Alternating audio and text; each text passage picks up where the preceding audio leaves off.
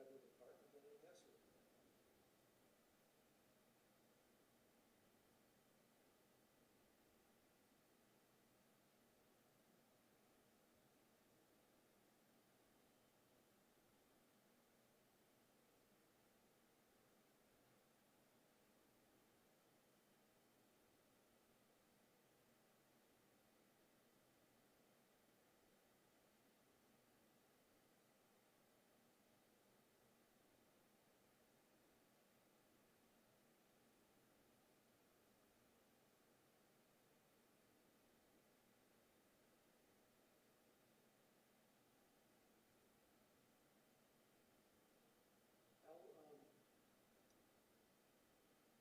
Well, do you have money to do this in? To take money removed, to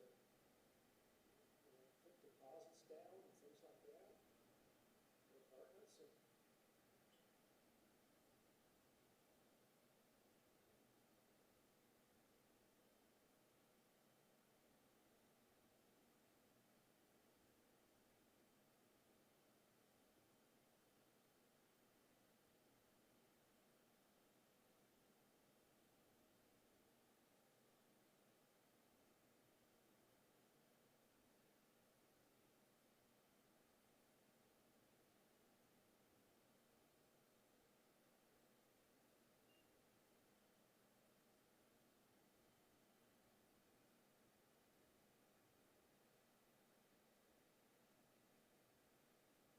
yeah, but that's not, I don't think that's going to last very long. They're not going to want, I wouldn't think they would want her living, 1,500 miles away.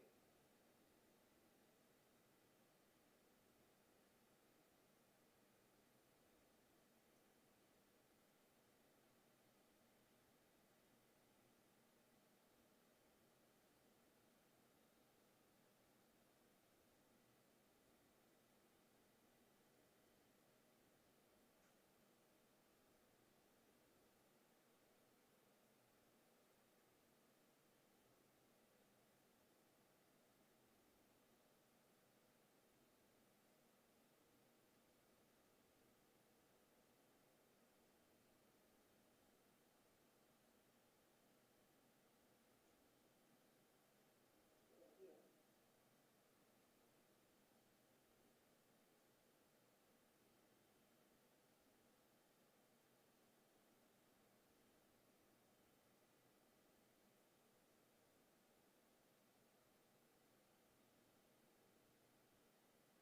well, why don't I send you some money? You're going to need, it sounds like you're going to need some money to get this, to cover contingencies. And I'm just thinking we've got, just the fact of moving out there is going to be odds cost, or what are you going to do with this? Are you going to take the Subaru out there?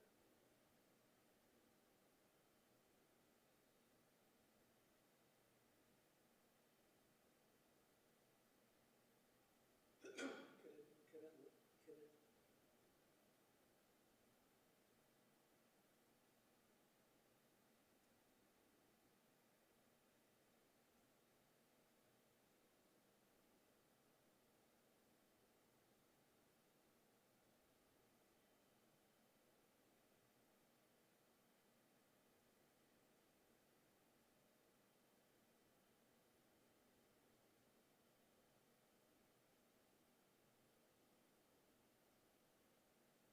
Hey, it's pretty quiet here today. I know, where's the big crowd? Make sure I was in the right place. I know, right? You're like the meeting slot. Like, oh man, did I get the city wrong?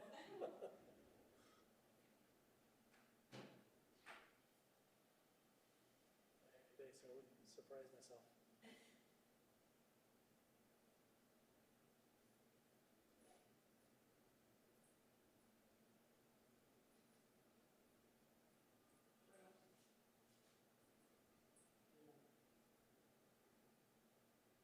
I was thinking of, I've been trying to get you.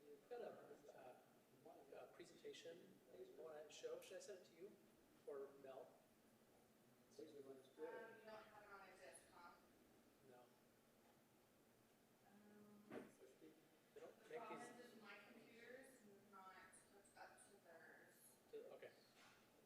Is there an email for this interview now? Relatively In long. the past, I've just sent it to Mel. Right, and then, It's not the same, yeah, okay.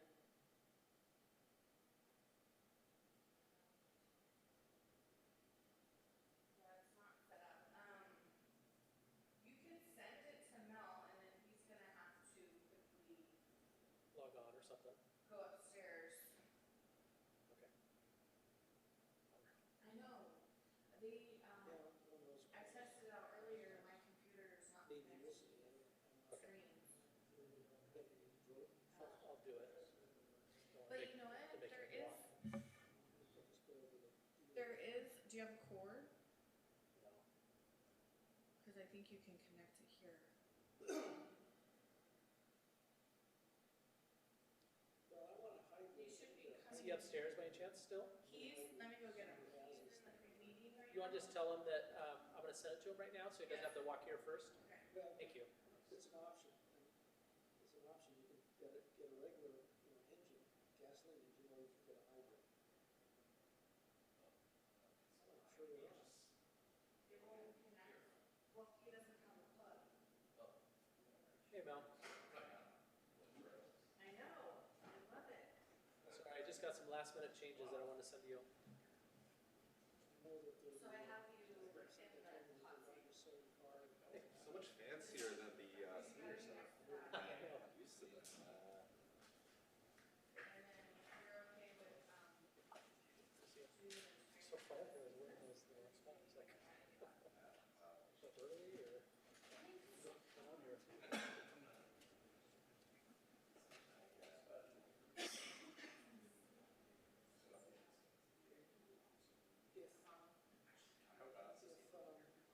just so you know, This didn't work out. Consider moving out to Anaheim.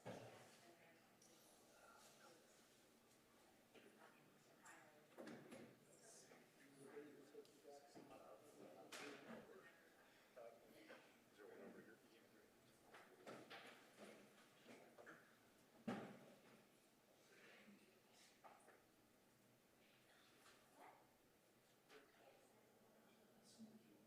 you're supposed to share. If they're not going to share, did I put it in the wrong spot? Jenna, can you just get yours over? Sorry.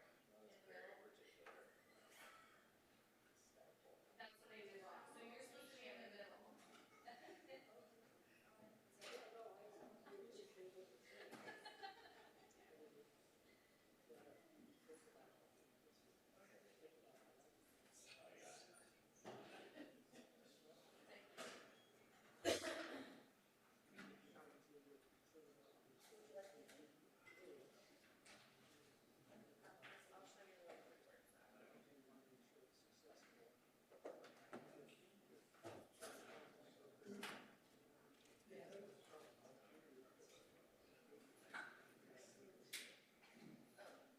Goes out of this. Hey, everybody. You don't have to wear a tie. Mark, do you know which slide? I was told I had to. Right or the communication? Oh, I see. We were gonna do that.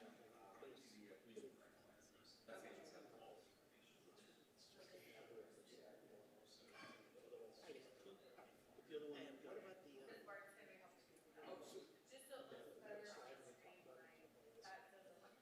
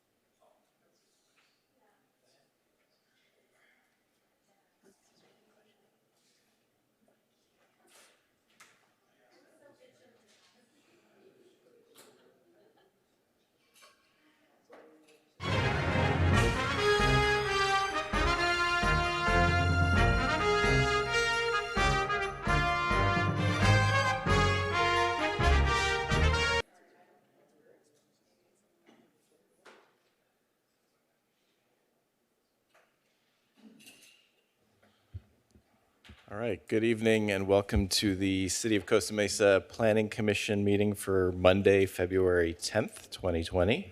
Call this meeting to order, and I invite you to rise for the Pledge of Allegiance to be led by Commissioner Torje.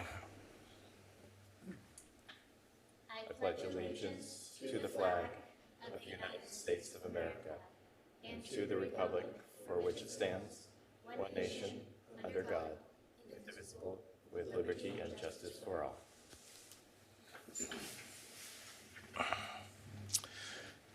Thank you. We have roll call, please, Julie. Chair Jericho absent. Vice Chair Harlan. Here. Commissioner Colbert. Present. Commissioner Perkins. Present. Commissioner Russell. Present. Commissioner Torje. Here. And Commissioner Zick. Here. We have no announcements or presentations tonight, so that brings us to public comments. To ensure fair and equal treatment of all who appear before the Planning Commission and to expedite city business, speakers may be limited to 3 minutes during public comments to speak on any item within the Planning Commission's jurisdiction which is not listed on the agenda. This time may be extended for good cause by the chair or by a majority vote of the Planning Commission. Do we have anybody here for public comment tonight? Seeing no one. I'll go to Planning Commissioner's comments. Let's start on my left. Commissioner Torje. None tonight? Commissioner Zick. I just have 2 comments. I want to commend the public engagement on the small cell site topic, which has been in front of our commission and city council over the last several weeks. And I think the thing that's especially impressive to me, not surprising, but still impressive, is the amount of change in the documentation that's come about as a result of that public engagement. People that sit up here don't have all the right answers. And it's in that dialogue that goes back and forth that I think we take off the rough edges and end up with a better product. So when I see people in our audience, I'm always encouraged. And the more people, I think, the better. The second thing I just wanted to comment on is kind of a compliment I think I'd pass to Dane Bora and his team for the YouTube live streaming of these meetings and city council meetings. I know the live streaming has always been available through the city's website, but with YouTube being as prominent as a informational channel today as it is, it's very convenient. And I think that's a great way for the public to attend these meetings, even if they can't come down to the city hall. So commending Dave Bora for the work on that. Thank you. Thank you, Commissioner Zick. Commissioner Colbert. Yes, a few comments. So I'd like to thank the South Coast Metro Alliance for inviting us to the luncheon last week. It was a great luncheon. Really appreciated meeting some of the local business leaders and officials here in the city, specifically within the South Coast area, and the contributions they are making to the city. And secondly, I like to say February is known as Black History Month. It's an exciting month where we reflect on the contributions of African Americans throughout this country, city, state. And I was excited because PBS SoCal last week did a great story on Paul Revere Williams, who's known as the architect to the stars. He was one of the designers of LAX. His firm participated in the creation of that really funny thing that you see as you land. Really great creation. His team did that in addition to a number of other designs throughout the SoCal area and throughout the nation. I just wanted to recognize him for his contributions, especially specifically as it relates to planning and being an African-American architect and planner during a very difficult time. So if you have the opportunity, they have it on their website. It's about a 1-hour video, PBS SoCal for free, that you can watch. So thank you and hope you enjoy the contributions or learning more about Black History Month this February. Thank you, Commissioner Colbert. Commissioner Russell. Nothing today, thank you. Okay. Commissioner Perkins. Thank you. I have two items to talk about. One is coming up this Sunday at 2 p.m. We're going to have the Costa Mesa Community Ride with Arliss Reynolds, council member here. And the fun thing about this ride is it's going to be donuts. So we are going to be starting at the Donald Dungan Library Sunday at 2 p.m. We'll be riding about 8 miles. It's a casual ride. We will be on streets, residential streets, but it'll be a casual ride. And we'll be hitting 5 donut shops. If you want to partake in donuts, you can pick some up at each shop. And then last week, and we can probably change to those pictures, a few of us test rode the route. And this was, again, a challenging act of public service and altruism where we rode around and tried donuts at each one of the shops. So this should be a really fun ride. So again, Sunday at 2. Separately, as we move into working on the housing element, I hope that when we do our outreach for planning for how we're going to reach our RENA numbers, whatever they end up being, that we can have truly diverse and inclusive outreach. I saw a really interesting thread on Twitter recently that was describing some of the San Francisco's housing element outreach. They did an excellent job of trying to make sure that people with various socioeconomic backgrounds and various household types and living arrangements were included. So they were like hand-picking individuals. They were offering them a stipend to cover for transportation and childcare. They made sure the location was close to where people were, and they even made it a casual event over food. They described it as like talking about stuff over a dinner table with family almost. And I just hope that as we move into thinking about our housing element, that we can try to make sure this type of inclusive, comprehensive outreach that tries to truly represent all of the members of our city can be included in that process. Thank you very much. Thank you, Commissioner Perkins. We have no consent calendar tonight, so that brings us to our first public hearing item, and only public hearing item, number 1. Julie? Public hearing item number 1, planning application 17-03A1 and 19-30 and zoning application 18-30-72, amending previously approved preliminary master plan 17-03 for the press development at 137 Sunflower Avenue, 1376 South Coast Drive, and 3370 Harbor Boulevard. This is a call to report any ex parte communications. Any ex parte communications? Yes. This is Jenna, and I spoke with Mr. How do you say her last name? Sadeghi. I always just say Shaheen. Sadeghi on Friday, and for a brief moment today. Mr. Chairman, I had a conversation with the applicant on Thursday, which was prior to my having received the city staff report. So being unfamiliar with the project at that time, we just had a general conversation, which I appreciated. Commissioner Colbert? Similarly, had a conversation with the applicant on Friday afternoon. I also had the opportunity to walk the site, I believe, with Jonathan a couple of months ago. Yes, I met with the applicants it's probably been about a month ago, and was able to walk the site and get a introduction to the plan. Commissioner Perkins? I was at a Bikeway and Walkability Committee meeting where the notice about the item was discussed, and met with a couple constituents to talk about the item. Oh, okay. And likewise, I met with the proposed operator, I think, early part of this year or late part of last year. All right. Staff report. Mel? Yes, good evening, Mr. Vice Chair and Commissioners. The subject property is located in the northernmost portion of the city of Costa Mesa. As you can see highlighted here is the project site. It's approximately 23.4 acres in size, comprised of 3 separate parcels with the 3 different addresses, as Julie noted in the project description. The site is bounded to the north by Sunflower Avenue, to the south by South Coast Drive, and to the west by Harbor Boulevard. And as you can see, it is surrounded by a variety of existing developments. Also noteworthy is that Sunflower Avenue is the boundary between the city of Costa Mesa and the city of Santa Ana.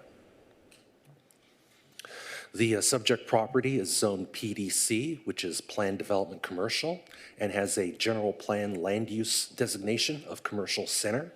As you can see in this exhibit, the surrounding properties also have a variety of industrial zones. The light purple is MP Industrial Park. The dark purple, which is the Hive development immediately abutting the site to the east, is zone PDI, which is Planned Development Industrial. And across the street, of course, South Coast Drive, is the IKEA retail development. Here's the exterior of the building as seen from South Coast Drive. This will also be the portion of the project that the majority of the presentation and the majority of the discussion will be centered on this evening. The slide to the left is the site as seen from Harbor Boulevard. The area that you see where the grading is taking place was a privately owned ball field and has been incorporated into the project site, which, as is known, is the former LA Times. This portion of the building that you see in the left-hand slide was originally the actual press plant part of the original LA Times building. And on the right-hand side slide, you'll see the project site as seen from Sunflower Avenue. The picture that you see, or the portion of the building that you see here is part of the Phase 1, which was issued building permits last year and is currently under construction. Also on the site is an existing rail line that bisects the site from South Coast Drive to the south to Sunflower Avenue to the north. This rail line is on private property, but it will be incorporated into a future bikeway that will be discussed later on in this presentation. So by way of background, in August of 2017, the Planning Commission adopted an initial study, mitigated negative declaration, and approved preliminary master plan 1703 for the press development. At that time, it was allowed via the city's general plan a maximum of 655,000 square feet of floor area, office space. And it was to be developed in 3 phases. The first phase involved repurposing the existing LA Times building. The Phase 2 involved a new 5-story building, approximately 190,000 square feet in area. And Phase 3 also proposed a new 5-story building, approximately 125,000 square feet in area. This diagram shows the 3 phases of the project as it was originally approved. So the requests that the Planning Commission are considering this evening is the Planning Application 1703, A1, A being amendment, 1 being the first amendment, Planning Application 19-30, and Zoning Application 18-72. Which I will discuss in detail right now. So the proposal is to amend the preliminary master plan. There are several elements to this project, so I'll go into that in a little more detail. But basically, what you saw in the exhibit as Phase 2, which was the 5-story, 190,000 square foot of office building that was originally approved, is proposed to be replaced with a 50,909 square foot 2-story indoor retail market hall. And this will be in the portion of the site facing towards South Coast Drive. Also, as part of the request is 29 state alcoholic beverage control, or ABC, licensed establishments that'll be contained within this retail market hall. This includes alcoholic beverages for sale and consumption, including beer, wine, and distilled spirits. The closing times will vary with each establishment within the market hall, but will be no later than 1 a.m. daily. A finding of public convenience or necessity as required by state law is also being requested for certain ABC licenses that are being proposed within the market hall. The retail market hall would consist of approximately 40 to 45 commercial tenant spaces, the majority of which would be occupied by food-related uses, including cafes, restaurants, bars, nightclubs, and also a multi-purpose event space. There will also be some retail stores as part of this space, as well as live entertainment, both for some of the individual tenant spaces as well as for the overall market hall development. Adjacent to the proposed retail market hall would be a 1.5 acre private open space area that would have areas for outdoor dining, recreation, art installation exhibits, weekend events such as farmers market or movie nights, as well as live entertainment. And also 2 one-story freestanding buildings will be used for cafe dining purposes, each approximately 2,100 square feet in size. The applicant is also requesting modification to 2 of the conditions of approval that were part of the preliminary master plan back in 2017, one of which was the original number 42 condition, which required the removal of the railroad tracks and related equipment within Sunflower Avenue, as well as an established date for compliance with this condition. Also proposed was a modification to condition of approval number 43 with regard to the design of the on-site bike trail that I mentioned earlier. Now, the numbering sequence per the original master plan and per the updated master plan has been changed. So now what was originally condition of approval number 42 is now number 41 in your packets this evening, and subsequently what was number 43 in the original approval is now modified condition of approval number 42. Didn't mean to confuse you with that one. Finally, there is a request for a minor conditional use permit to allow up to 10% of the 1,414 provided on-site parking spaces to be for compact. Under the code, 10% is the maximum number of small or compact parking spaces that is allowed per code, so that equates to 140 spaces maximum allowed and 140 spaces maximum proposed. So this table compares the square footages of the original 3 phases under the original master plan and the square footages per the revised project. As you can see, with the exception of phase 1, the square footages for phases 2 and 3 are substantially lower in square footage than what was originally approved by the Planning Commission.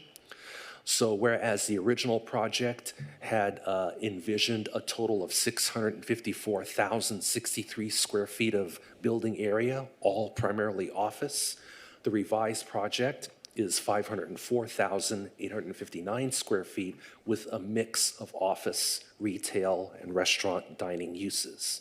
Approximately nearly 150,000 square feet less than what was originally approved under the preliminary master plan. This diagram shows the layouts of the revised phases 1 and 2. They are shaded in different colors to reflect the permits that the applicant has obtained for phase 1. As you can see, there are 3 colors. The blue was the repurposing of the existing building that I mentioned earlier.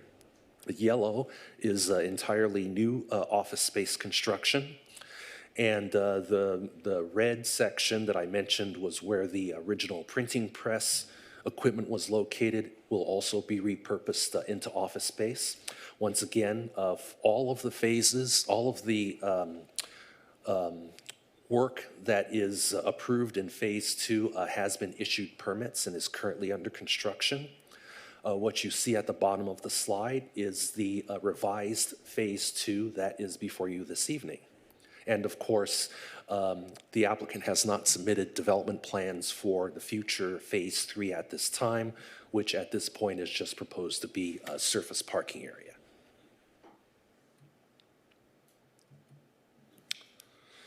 This illustration shows phases 1 and 2 at build-out. Of course, the colored portion at the bottom of the slide is the retail market hall that is part of this plan amendment before you this evening. Here is an enlarged version of that Phase 2 market hall development. And what you're seeing here is you're seeing the southernmost portion of the LA Times building, which will be internally repurposed. And what you see out here is the central area, that park that I mentioned, as well as the 2 freestanding pad buildings. And to show you a rendering of basically what it would look like at project completion, this is a artist's rendering of this portion of the project. So in this illustration, you see the 2 pad buildings up front, that central park area, and then the repurposed retail market hall towards the rear. And of course, at the bottom of the slide, facing towards us, is South Coast Drive.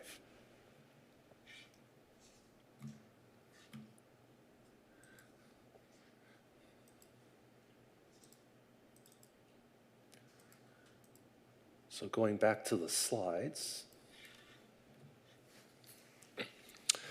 this diagram shows the floor plan layout for the 2 pad buildings. There will be restaurants with outdoor dining patios. This is the floor plan layout for the first floor. This shows, it's color-coded to show the different uses, including the restaurants, food stalls, brewery, cafe, speakeasy, and retail shops. And finally, the second floor, which shows the restaurant, cafe, and speakeasy spaces. And the red space that you see in this diagram would be the multi-purpose event space, which is also subject to this application this evening. With regards to the conditions of approval, which I'll go into detail a little bit more later, but just generally, the hours of operation for all of the uses that you see within these 3 different diagrams, including the 2 pad buildings, would be opening times of 7 a.m. and closing times of 1 a.m., and that would be daily. So regardless of the individual uses and the different mix of uses, and they may have different hours of operation, no business would be open earlier than 7 a.m. or would close later than 1 p.m., and that includes the multi-purpose event space. This is a photograph of the Anaheim packing house, which is similar in concept to the proposed project this evening. This is approximately 42,000 square feet in area. It is 2 levels, and it has a similar mix of retail, dining, and entertainment uses. This was also, like the subject property, a building that was repurposed from its prior use as a packing house, as you can tell. And this is the interior space for the Anaheim packing house. And as you can see, like the proposed project, it's 2 levels and would have a variety of different retail and dining uses contained within.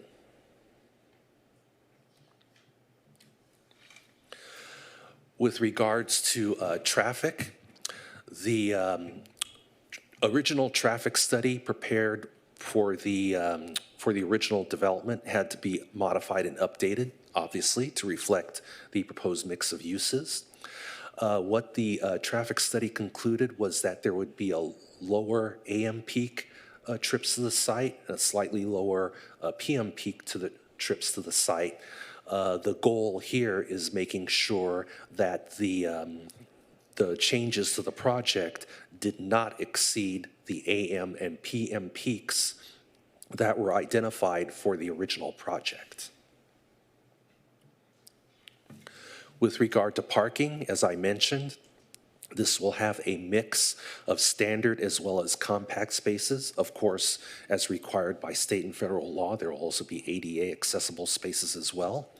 The total number of parking spaces was determined by a parking study that was prepared for the project. The Costa Mesa Municipal Code allows for mixed-use developments to basically establish their own parking requirements based on their certain or unique mix of uses. In this case, it was determined that the required minimum number of parking spaces would be 1,401 spaces, and because the project is providing 1,414 spaces, it would actually exceed the number of spaces that are required by code. This diagram shows the layout of the proposed compact parking spaces throughout the site. They are the ones that are colored here in various colors, the green, purple, orange. Those are all denoting the various compact parking spaces that would be incorporated throughout the parking area.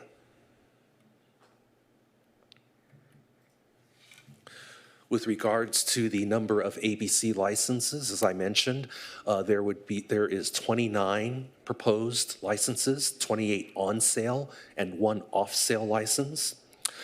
According to ABC, the census tract in which this development is located has the ABC regulations identify as an undue concentration of ABC licenses. In other words, the number of ABC licenses allowed versus ABC licenses to population is more than what would be allowed based upon that ratio. And of course, with the addition of 29 ABC licenses, that would further increase the number of licenses within the census tract. However, as the proposed licenses would be contained within a single and unified development project where tenants will be managed by a central property manager and on-site security, staff is recommending that the Planning Commission, which has the authority to make the PCN finding in this instance, find that the approval of the PCN is justified.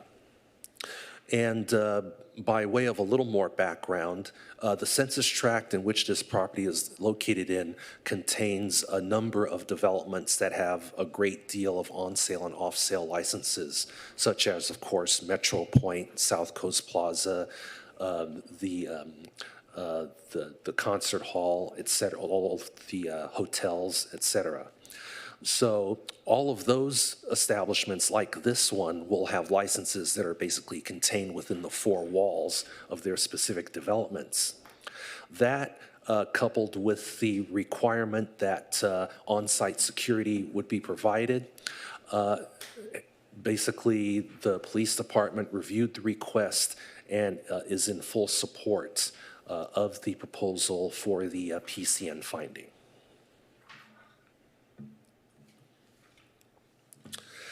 As I mentioned, the project was originally evaluated per the California Environmental Quality Act, and an initial study, mitigated negative declaration, was prepared for the original project. That is being modified for the proposed project. CEQA guidelines does allow an addendum to a previously approved CEQA document be done if it concludes that the proposed project as modified does not create any new significant environmental impacts. And such is the conclusion that was reached by the addendum that was prepared for this particular project. Additionally, no changes or modifications to the original mitigation measures approved for the project are necessary.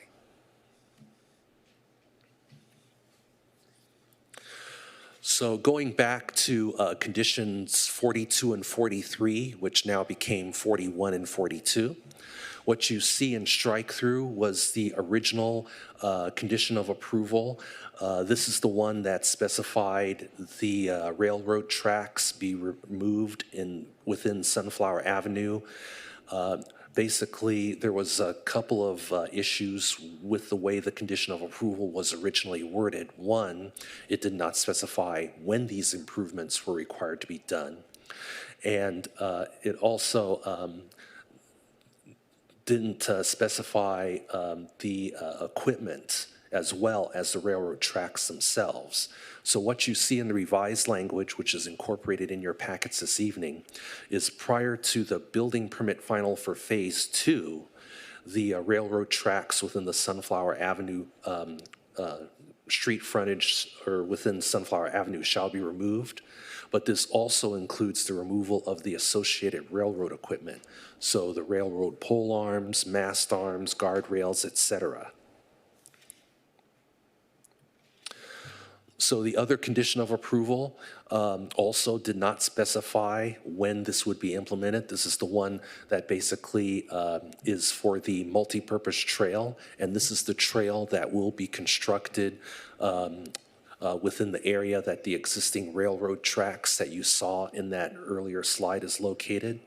Once again, we are tying the implementation of this condition to the final for Phase 2.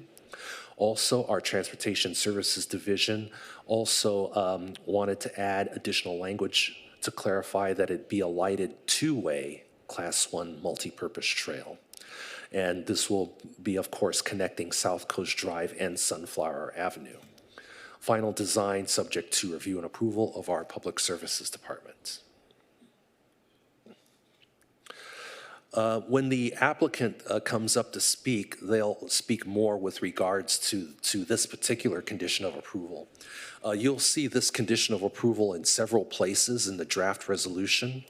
This is the condition of approval that basically specifies that if any violations to the conditions of approval or to code with regards to noise or other late night disturbances occur, it basically has a progressive level of implementations that would be necessary if there's a first, second, or third violation.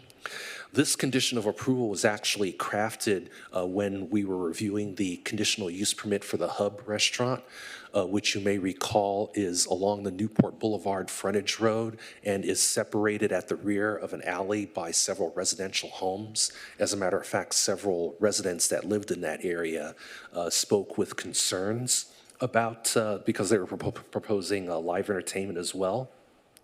So the applicant will be requesting that the language as it's currently written be either modified or eliminated entirely, because unlike other developments that are close to residential, the nearest residential to this project is over 800 feet away. So we aren't anticipating any impacts that say an establishment like what the Hub was proposing. So after the staff report and the resolution was prepared, Transportation Services requested an additional conditional approval be added.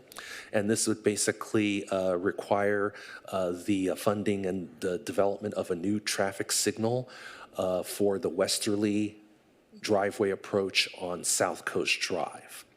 So if the Planning Commission were to take action to approve the project this evening, the motion would have to include this additional condition of approval as noted here.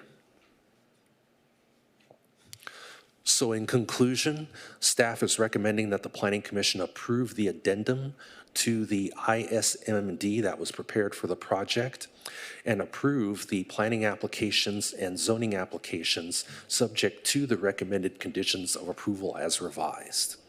This concludes my presentation. I can respond to any questions the commissioner may have, and the applicant is present to respond to questions and also has their own presentation that they would like to make. Thank you very much, Mr. Lee. As always, a very thorough report. Commissioners, questions for staff? Commissioner Torje? Hi. Thank you very much, Mr. Lee. That was a very comprehensive presentation. I have a couple questions. On handwritten page 25,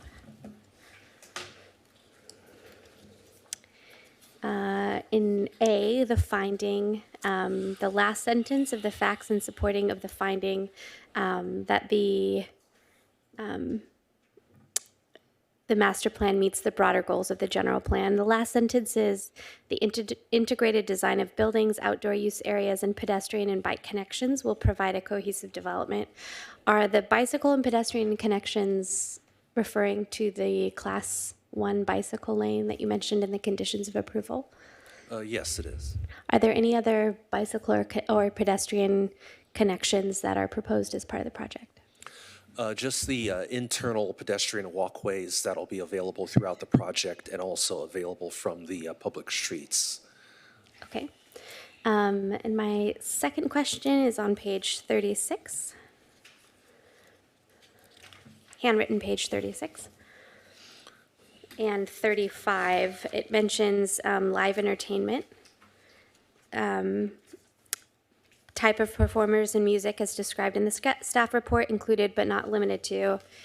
Is this a general list that the staff usually provides? Or is this specific to this conditions of approval? This is specific provided by the applicant. Provided by the applicant, okay. Okay, and then my next question is, are there any other census tracts in the city with this density of liquor licenses? I don't believe so, only because of the size and scale of the developments, and also because the census tract basically has one residential tract that also accounts for the low number of licenses that the formula would normally allow for a census tract of this size. It's also very large. I was surprised that it encompassed not only South Coast Plaza, but it basically goes all the way down to SoCo as well. Okay, good to know, thank you. And then we also received some public comment about, some written public comment about some of the conditions of approval. And I was wondering, the class 1 bike lane that is included in the conditions of approval, is that already included in the active transportations plan and the city's bike master plan? Our transportation manager, Jennifer Rosales, could probably answer this better, but it's on the active transportation plan, and it's also included in an exhibit in the city's general plan circulation element. Okay, in the circulation element. Okay, that is good to know. Right here. And that is all I have for now. Okay. Thank you. Thank you, Commissioner Tourget. Commissioner Perkins. Thank you. Again, excellent presentation. Couple of questions here. So I saw the wording on the condition of approval that was proposed for the stoplight at, thank you, on Long South Coast Drive. One question I had, has staff looked at anything similar on Sunflower? And so I was wondering if that had been looked at. Planning commissioners and Commissioner Perkins, when the traffic study was conducted, it looked at signal warrants for all the driveway locations. The driveway at South Coast, the westerly driveway, was the only one that met traffic signal warrants. So that's the one that was identified and then also included in their project design for a traffic signal. Okay. Following up on that, for like say pedestrian crossings, was there enough, or could there potentially be enough to warrant something like a hawk crossing or pedestrian assistance? It seems like it's a long block between like Harbor and Susan there, so I was wondering if that could be potentially called for in that area. I don't know if that would have been covered. Planning Commissioner Perkins, definitely we would have a crosswalk on the South Coast driveway as part of the traffic signal, definitely. In terms of the north side on Sunflower, we would have to look at, that would be separate from this project, since we would need to review the number of, there's a number of factors that go into whether a hawk is warranted or not. Or other types of traffic control devices. Therefore, we would need to review and monitor that number and do counts and look at other factors to determine if anything would be warranted or not. Okay. Thank you. We also got a letter from the chair of the Bikeway and Walkability Committee and had a couple of questions on that. So one of the things in the wording for the condition approval, and just to sort of help me understand this, I was wondering if staff could maybe explain when does building permit final occur in a construction process and in the permitting process, so we understand when that bike trail is coming in. Typically, for a construction project, all improvements would have to be completed at the time of the final, in this case, the final phase of the final project. As I mentioned, the condition of approval was not specific, which is why we're recommending that the language be updated to reflect at the completion of phase 2 rather than at the end of phase 3. Got it. So the existing one would have potentially let it be till the end of the entire project. We're now saying, okay, at the end of phase 2, we would have this bike trail included. I think the letter, if I remember right, also was potentially trying to link it to phase 1. So what is the status of phase 1, and could the condition of approval require it at the end of phase 1? I mean, which I believe, as you said, is currently permitted, right? Yes, it's currently permitted and under construction. However, my understanding is that the design of the trail itself has not been finalized, so it may be premature to require it for phase 1. It would be better to have the design finalized towards the end of, and construction begin towards the end of the phase 2 of the project. Okay. And I think this may be more related to Ms. Rosales. One of the things I was wondering about, the letter also asked about if the Bikeway and Walkability Committee could be included in the approval of the design or in overseeing that. I think it was specifically approving it. Is that a possibility to have the Bikeway and Walkability Committee involved in reviewing the design and or improving it? Planning Commissioner Perkins, the approval of designs are not a part of the scope of the Bikeway and Walkability Committee. However, staff would be happy to share the project designs and provide updates to the committee. Okay. And so we could potentially have it essentially be looked at by them, but it would be the Public Services Director who would be doing the approval. It would be the Public Services Department doing the approvals, yes. Okay. And then I just wanted to check in the wording we have because I know there were some questions about the width of the trail. Does saying in the condition of approval, I think the proposed wording is dual direction class 1. Will that ensure adequate width for the anticipated volume of pedestrians and bicycles that we're anticipating on this trail? Planning Commissioner Perkins, yes, it is. There are very specific design standards for class 1 two-way trails. Therefore, it would ensure that. Okay. And just to help me sort of, what are some of those design standards? So what kind of width would we be talking about with a class 1 trail? Thank you. Planning Commissioner Perkins, the absolute minimum width is 8 feet wide with 2-foot shoulders on each side, so that's 12 feet. However, the preferred width is 10 feet wide with 2-foot shoulders on each side, so that would be 14 feet. Okay, thank you. And then I know the letter also was concerned about asking about potentially requiring a bond to ensure that construction of the trail occurred even if phase 2 did not move forward. I was wondering what staff's view on that was. Commissioner, from staff's perspective, considering the wording of the existing condition, which sort of leaves the timing open-ended, staff feels comfortable with the wording that we've recommended. However, if the commission would like to pursue a bond, we did ask our Public Services Department and Bart Meehan in particular to provide some information if you'd like to ask more questions about that option. Got it. And that is all that I have. Thank you. Okay. Commissioner Zick, then Commissioner Colbert. Thank you, Mr. Chairman. So, Mel, I wanted to start by asking about the noise condition of approval number 51. It's on handwritten page 36. If I understood you correctly, you indicated the applicant would likely speak to that condition and would be interested in eliminating it completely. So my first question to you is it still the city's recommendation to keep that condition of approval number 51 as you presented it?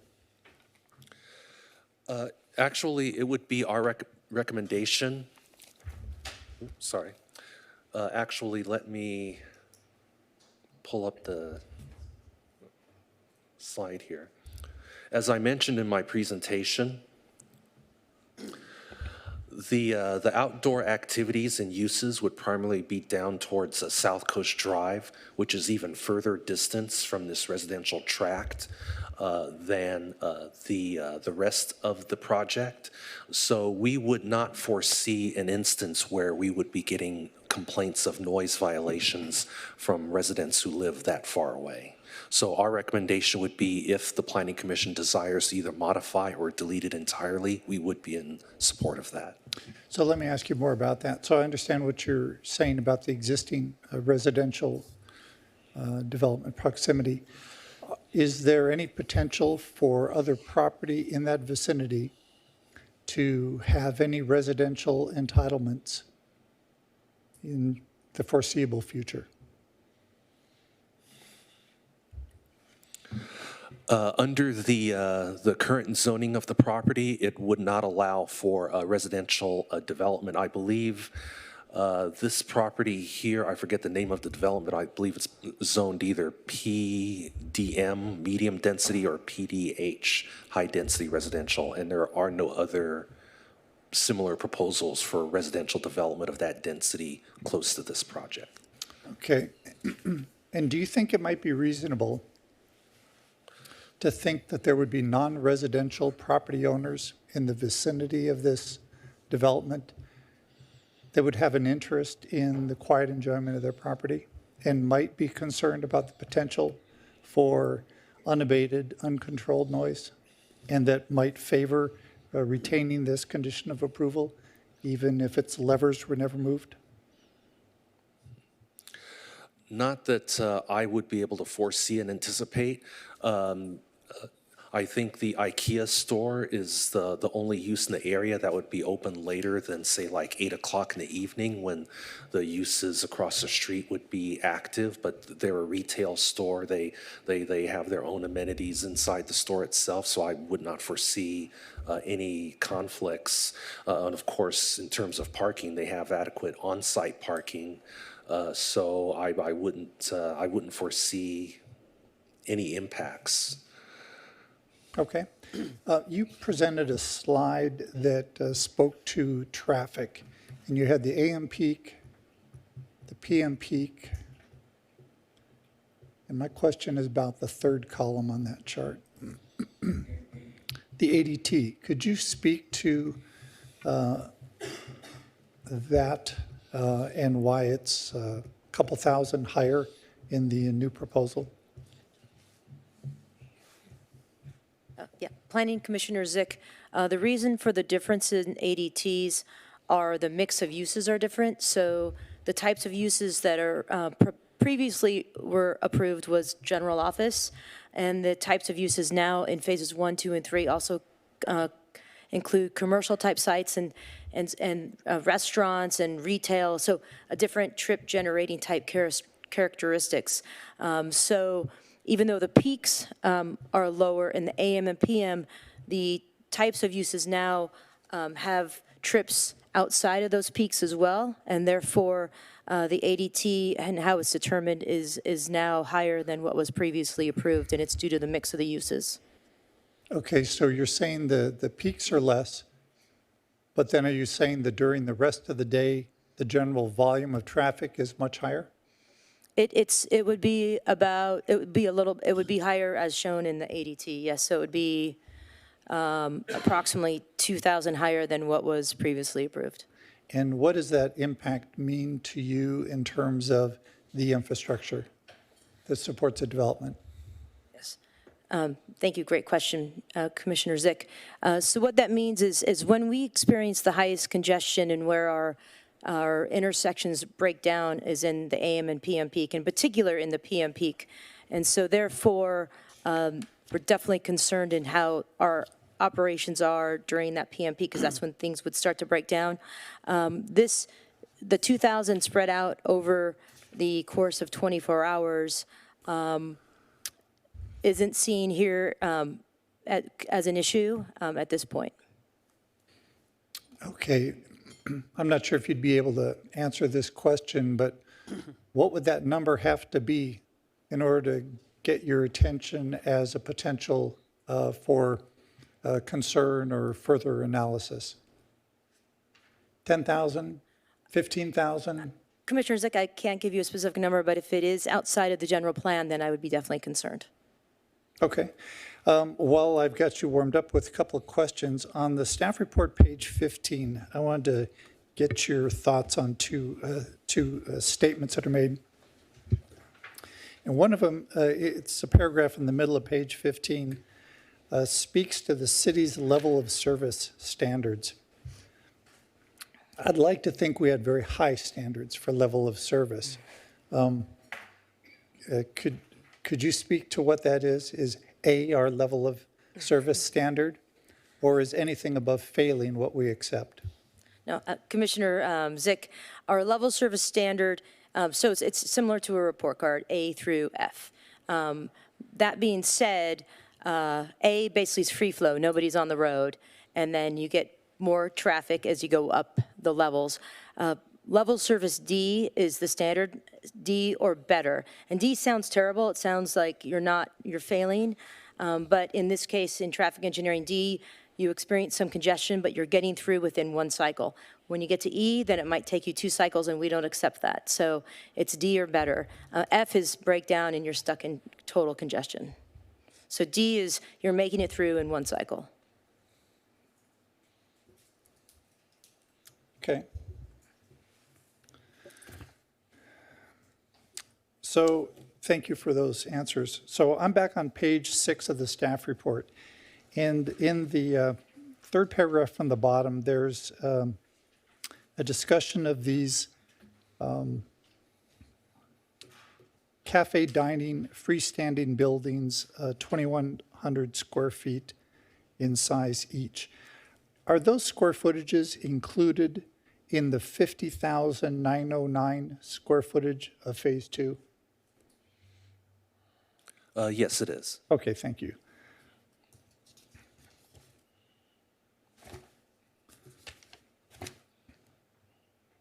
On page 10 of the staff report, I have 2 questions. Where staff supports the PCN findings for the following reasons, that's in the middle of the page. One of the statements says that on-site security will be provided. I wasn't able to see where the conditions of approval address that, and I may have missed it. Yes, it is addressed. Actually, this was a carryover from the original master plan.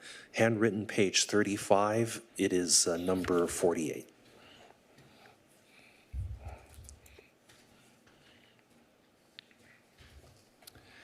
So I'm looking at number 48 because that also tied in with the question I had about the police department review.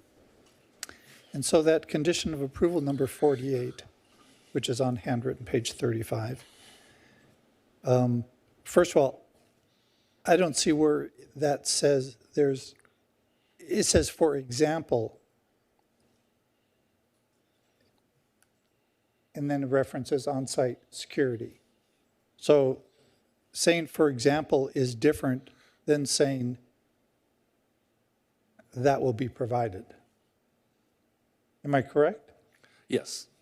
So it's not certain that there'll be on-site security personnel as conditioned in number 48. It just may occur, but it may not occur. Am I correct with that? Right. So for example, they may have closed circuit TV surveillance.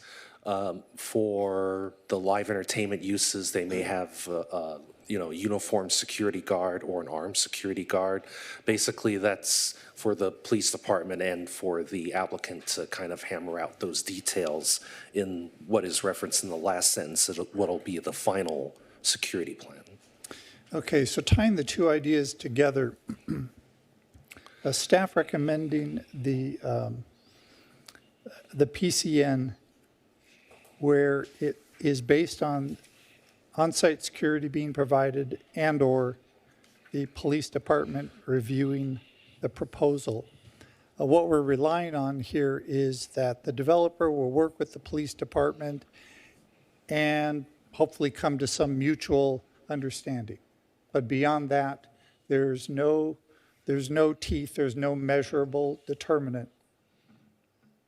Correct? And the police department is apparently satisfied with that. They'll kind of discuss it and negotiate as far as they're able to, and that's where it'll end. That's correct. Okay.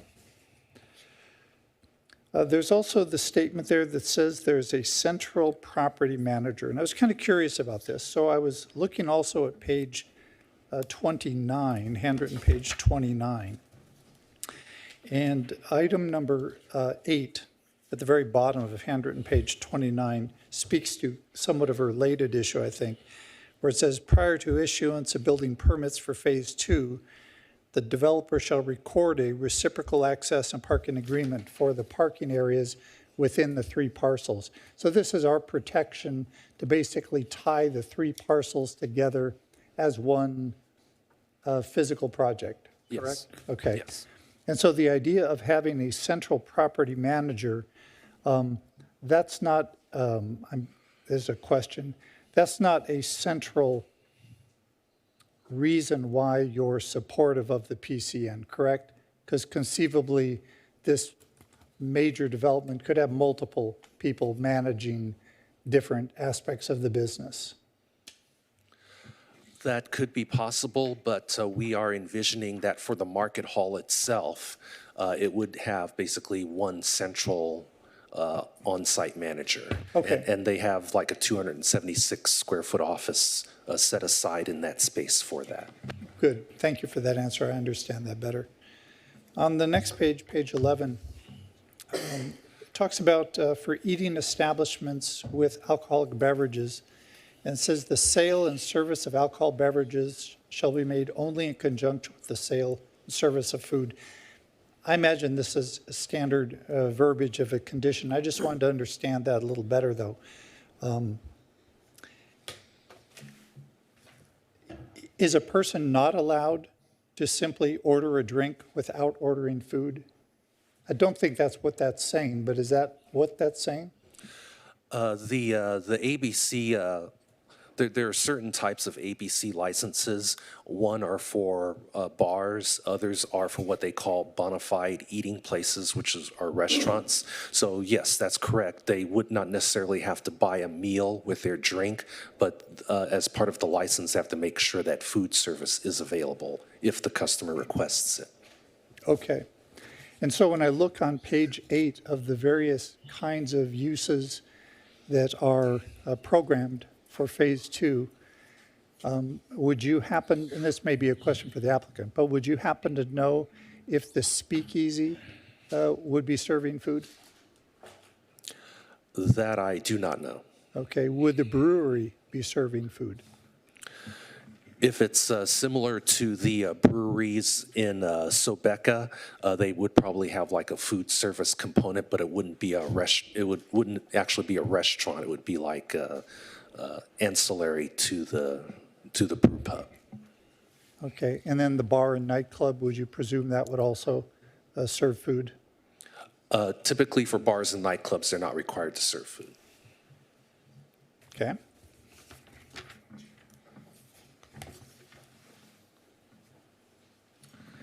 So on staff report page 13, I was curious about this requirement for a minor conditional use permit. So it says it's required because 140 parking spaces are proposed to be compact, yet the number of compact parking spaces does not exceed the 10% maximum under the zoning code. So I'm a little confused. If the number of compact spaces meets the zoning code, then why is there a need for a minor conditional use permit? The code was written so that the zoning administrator, or in this case, the planning commission, would determine if the provision of any compact parking spaces would be warranted. Because there are certain types of developments where even if they have like 10 compact spaces, the zoning administrator or planning commission may consider compact parking spaces may not be appropriate based upon how the lot is laid out, et cetera. Okay. So it's discretionary rather than ministerial. Okay, We have that discretion. Thank you for that.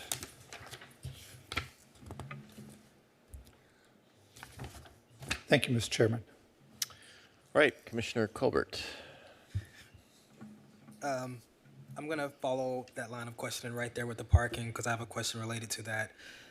For the parking requirements, if the compact requirements were changed and we did not go with parking, compact parking, would that reduce the parking count? Would they meet their qualifications or their count? I don't believe so. If they would provide full-size services, it would be less than the 1401 that's currently required. So this proposal is a path forward, so the MCUP would Yes. make them, okay, all right, that's what I was hoping. And so I have a question, I was kind of a bit confused on page 14 or 15, and maybe I just haven't seen this before, the staff report. So Stantec Consulting did the trip generation, and then the traffic analysis was by LOG, and then the impact study was done by GTC. Is this typically is this typically three different firms that are involved in this type of study, or why are we looking at three different studies? Well, the Stantec was the one that did the original traffic analysis back in 2017. And for some reason, the LLG scope did not include the parking analysis, so we thought that was very important. So we made sure that the applicant brought on board a parking consultant to analyze it. Okay, and so the study that is referenced in condition of approval, number 30, on page 34, condition of approval number 45, that's referencing the LLG study dated January 7th.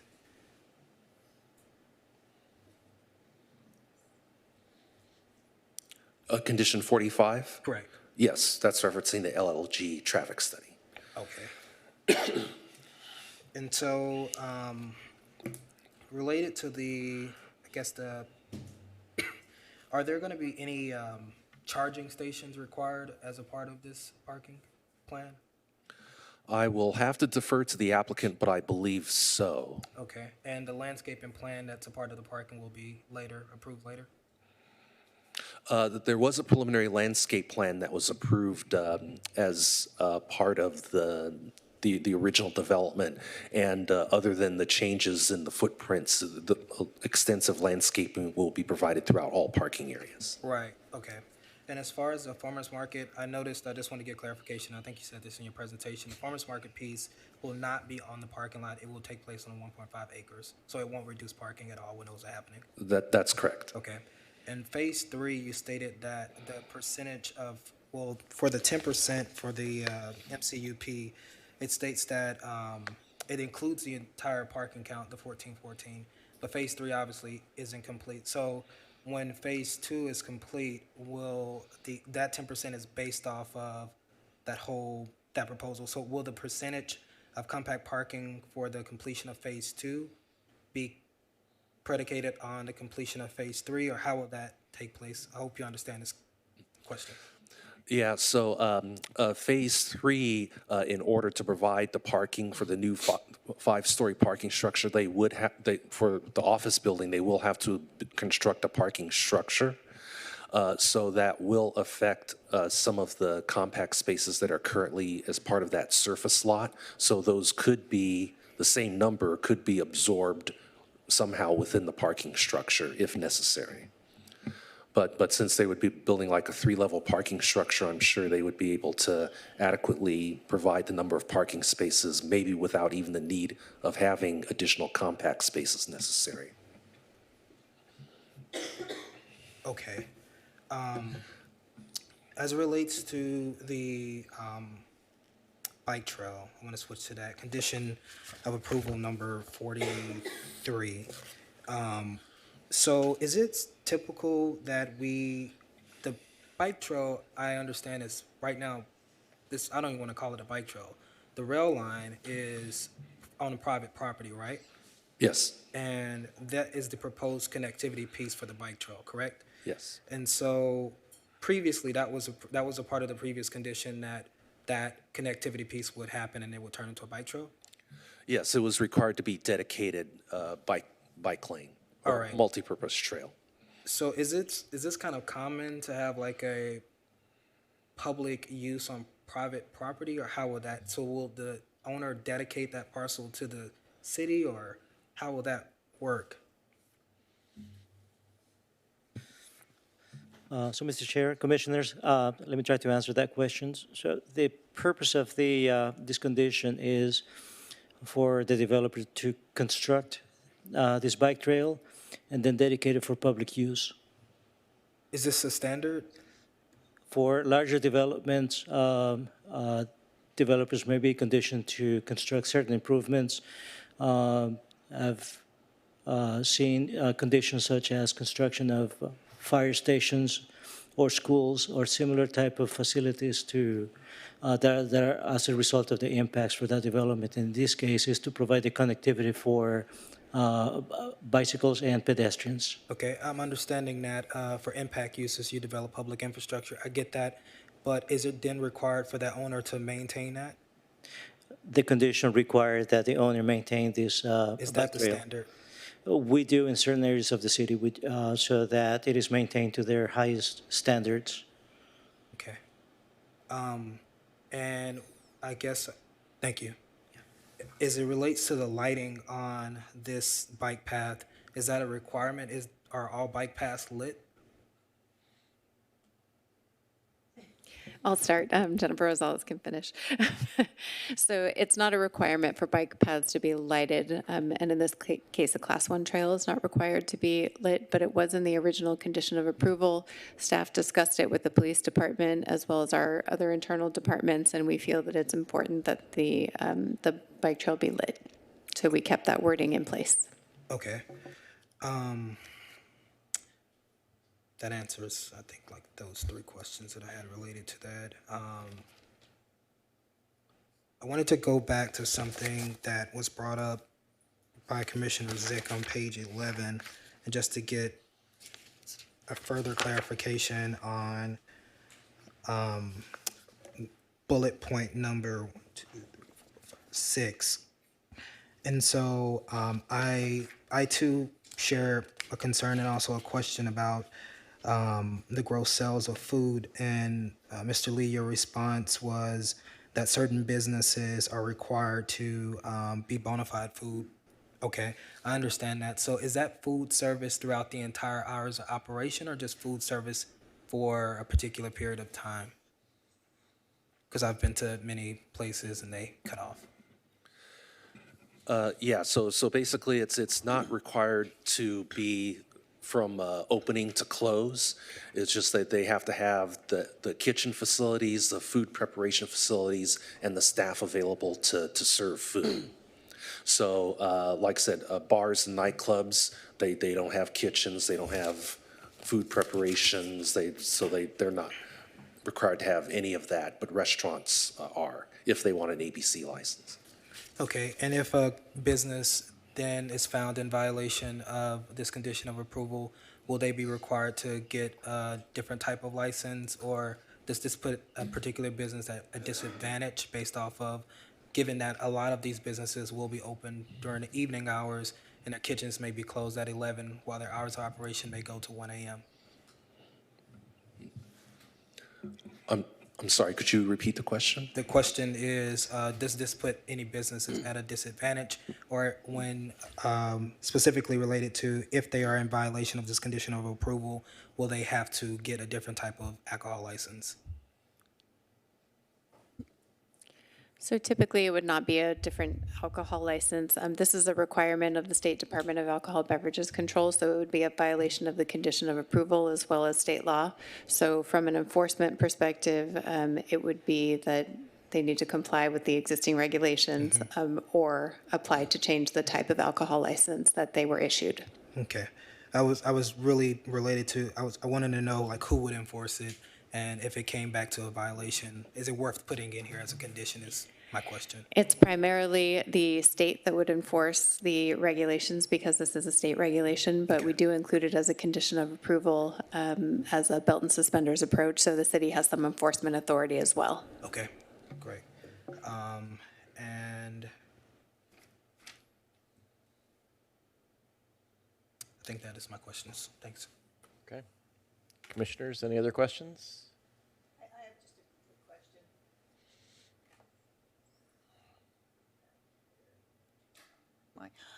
Yeah, getting back to condition 51, which is the one regarding what happens if they have disturbances. I have right now there is no other residential around there. I'm looking at what's now agricultural. What's the distance between where the agricultural area is and this project? Do you have any idea? Not off the top of my head, but are you referring to the home that's actually on that agricultural lot, or just no, the edge of I'm it? actually thinking the way things tend to go in the city is agriculture goes away and we end up with housing. And I'm just wondering if, I know you've talked about maybe we don't need that here, that as a long-term preventative measure, that we have this condition in place. If nothing's going to happen, then we'll never have to enforce it, but it's always kind of good to have the backup. So I don't know if you have any, I guess my question came down, did you know how close the agricultural area is? We can do a quick measurement if you'll give us a moment, but in general, we don't think there's anything wrong with including a condition like this as a belt and suspenders approach. We just don't believe it's necessary based on the sensitive land uses around the area today or that are anticipated in the future. How about, I know there's universities nearby. Do they have classes or things into the evenings that noise might be an issue for them? I don't believe so, no. Okay. All right, well, thank you. Okay. Any last questions? All of mine have been answered. So at this time, I'd like to invite the applicant forward. That's the ball field, the football field. So it's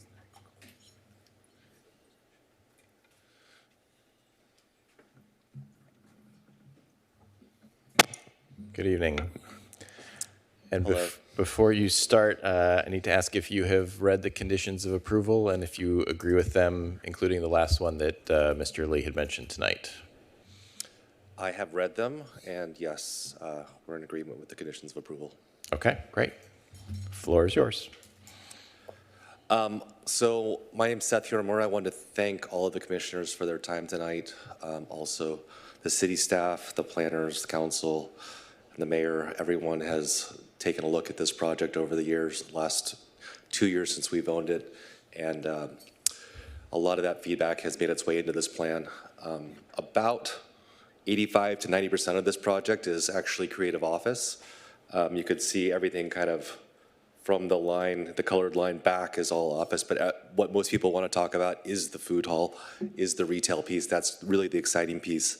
I think that's the piece that's really going to engage with the community.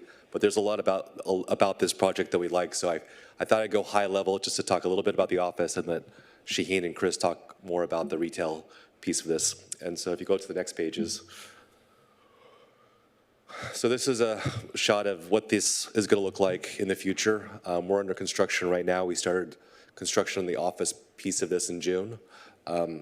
This is the big lobby entry that we're creating in the project, and our idea is to really have that office connecting with the retail piece. And so a person who works in the office building could have his wife come home at night, meet her and the kids for dinner out front in the retail piece, and it really becomes a continuous experience where there's work, there's enjoyment afterwards, there's grabbing a coffee in the morning. For us, that's where we're seeing the biggest traction in office, and I think to really create that first-class project in Costa Mesa. We felt combining an interesting retail piece with the really dramatic architecture would be the way to get this project to be, in its highest state.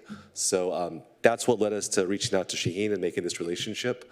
For us, the project's really about the history, the architecture, what used to happen here. I think Shaheen will get more into that, but really the connection and the mix of uses is really key to us. So with that, I'd like to again thank everyone for your time and introduce Shaheen and Chris, who are going to talk more about the retail portion of the project. Good evening, Shaheen Sadeghi, Vice Chairman, and the Commissioner. Thank you so much for having us this evening. I'm really excited about this project. I mean, honestly, I'll stand up here and tell you it's probably the coolest thing that I'm aware that's going to happen here in Costa Mesa. We got involved for many different reasons. I think most of you know our work. We've worked in town for 30 years. And so I love the fact that this is preservation. It really saves a part of our history with the LA Times building. When I toured the building at first, I was really excited about sort of the history and the culture.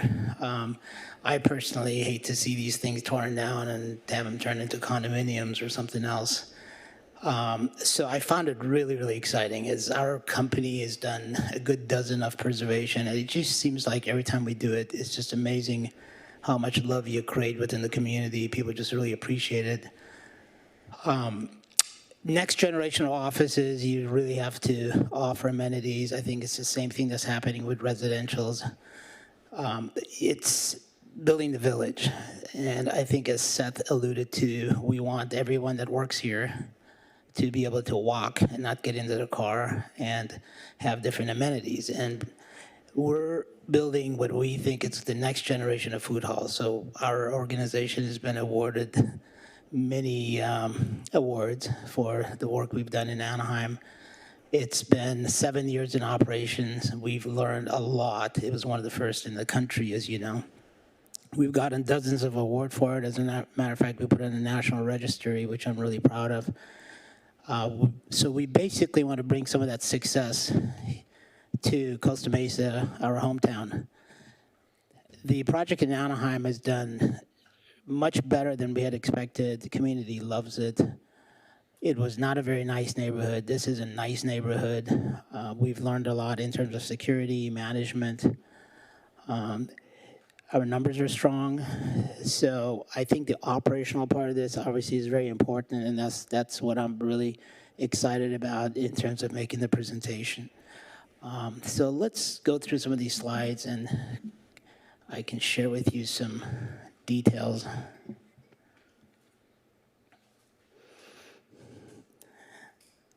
Okay, that's good. Thank you, Mel. Can you go back one, please? Okay, so our portion of the project is called Life, Life at Press, and it really just, the branding that we've come up with really talks about, we want this to be a full encompassed life. So it's not just work, it's also play.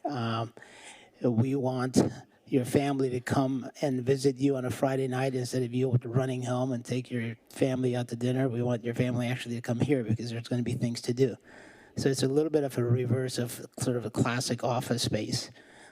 We've broken the project down into 4 elements, and one of the elements is the park. We're really excited that our partners were supportive of the park. It's a 1.5 acre park. Next slide, please. There's no park now, so we think this, as much as I love the building, it's a very sort of intimidating building. It's very large in scale and height, and we felt creating this park environment would really be a great amenity for the city and for the immediate area. We have developed a park. It's called Farmers Park. You can look it online.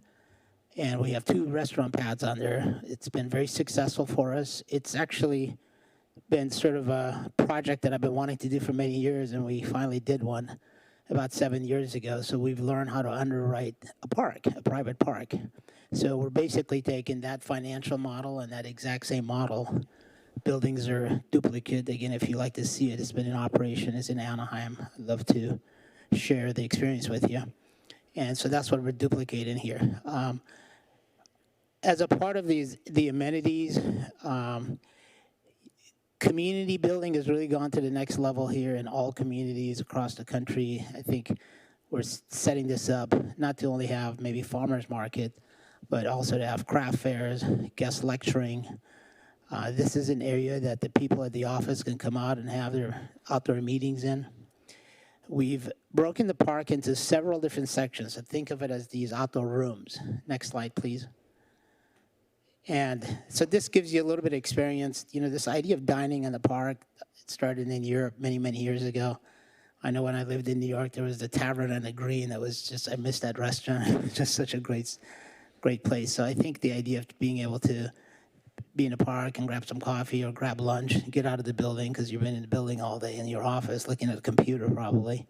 So I think that's the experience that we're trying to portray here. Next slide, please. This is a view of the entrance to the market hall from the park, and we're investing in a lot of public art here. So the little art piece here on the left, you know, we want this to be really an experience garden, experiential, that one can meander through, have meetings, place of gathering. Next slide, please. Some more imagery. The upper left slide is the sort of the gateway to the park. We wanted to create that feeling of entrance where you've arrived. So there's a nice gate that goes through that. Next slide, please. This is a view of what we're calling the meditation garden. So this is immediately adjacent to the building. So one of the series of gardens. So we have a reading garden, a meditation garden. And again, it's really been implemented with a lot of public art and interactive type of art, fireplaces, water features, and so forth. Really excited about this park. Next slide, please. This is a side view of the entrance. The idea here is to take lots of mature, full-size planting from the outside and integrate them inside of the building. Next slide, please. As you enter the building, as I alluded to, there's three segments. Each segment is a story. The middle segment is called the sunroom, and it's literally a series of greenhouses, and this will be focused on organic, health, juice bars, vegan restaurants, vegetarian restaurants, and so forth. Next slide, please. This here, it's a Mediterranean village, and we're calling this the sunroom, and I think it's inspired by villages of Greece and Morocco and so forth. So here we're looking at Mediterranean food, Israeli food, Greek food, Persian food. So it's a mixture of international cuisine celebrating that region of the world. Next slide, please. And this shows some sculptural elements that'll be hanging from the ceiling. The table and chairs are actually sculptural. Next slide, please. This hall we're calling the Moon. It's really inspired by the Far East, and it's a mixture of different foods from Asia. So it could be Vietnamese food, it could be Chinese restaurant. We also feel that we can add steakhouses and so forth in this section. The building in the middle, the center of the slide, is a duplicate of the current press office that are in the building. So we've literally have duplicated to what it looked like, and it's just an upper level dining experience. Next slide, please. I think this shows the sort of bird eyes of the park. On the sort of the upper part of the slide, you can see the white village, which we're calling the sun hall. The middle is the light, and then the moon on the left-hand side. It kind of gives you the scope of the project. So there's a story of sort of quality of life and holisticness that goes through the project. Do we have another slide, or is this the last one? That's the last one. Okay, thank you. I'm happy to answer any questions. I have my bodyguard Chris here too, so he can answer them too. Thank you. Commissioners, any questions for the applicant? Ms. Torjay? Just a couple questions. The landscaping, I know we talked about this at the for the plant previously. Are there any, in terms of the plans, are they talking about drought-tolerant species or any requirements related to that? 100%. As a matter of fact, some of the projects we do now is just, as a matter of fact, if you go to the camp right now, it's all edible. So we're switching into, we've sort of gone past that into edible stuff. Yeah. Okay. It's just part of what we do. Great. And then we've talked a lot about bicycle pedestrian connectivity. Are there any amenities on site, even like a simple bike rack for those who would be traveling to this site not in their vehicle? Absolutely. And I wanted to mention, this bike pad, I think this is going to be bigger and better than the bike pad. I see people biking here to hang out at the park, eat at, there's going to be 30 to 40 restaurants in here. I mean, I think it would be just an amazing amenity. I can just see people riding their bike here for donuts or coffee in the morning. I think that's the whole idea. I'm very excited about this section of town. Again, we've been in Costa Mesa for many, many years. And I really feel like this section of town just has tremendous potential with the new school coming in. We're really good friends with the folks at the Vance headquarters. We're excited about those folks coming in here for lunch experiences. So there's a lot there that's walkable right now. Any future development in residential, I know there's some conversations. I think this will sort of become their downtown. I really do. And then my last question, thank you for sharing that. Is there any grocery, or we mentioned people not having to leave the office or having some type of amenity like that. Is it all a restaurant, or is there any like grocery included? Again, we've learned a lot from doing this, and quite honestly, I know when we opened the packing house, we had one of my favorite tenants, which was a butcher. Great product, by the way, but it didn't work. Because what happens, a lot of people come in for lunch, they didn't want to buy a nice piece of meat and take it back to the office and put it in the refrigerator. Yeah. Or if they came on a Saturday night for a dining experience with their family, they didn't want to buy their grocery stores. So I think it's sort of a fine line. I can see a place where you can go pick up things, but I don't see a sort of a grocery store situation here. Yeah. Okay. Thank you. That's it. Okay, Commissioner Colbert and then Commissioner Zick. I have one question, well, two. One is related to, when is the expected development date for phase 2? I'm going to have Seth and Jonathan come back and answer some of the timing details. Yeah. Okay. As it relates to the parking plan, you mentioned the Anaheim Packing House and the camp. Obviously, they're both successful projects, but they also have challenges with parking. And so I noticed at the camp, you'd have the valet piece associated with it. At the Anaheim Packing House, I believe there's a valet component as well. I'm thinking of a project in Long Beach Exchange, that is not even completely built out, and I know they're going to have parking challenges. I have issues finding parking there all the time. Are you thinking of like a contingency plan, given that 114 spaces are going to be compact, potentially, and what are your thoughts on a contingency plan for like integrating rideshare or valet into this? Have you thought about that? We think about all this stuff. Yeah.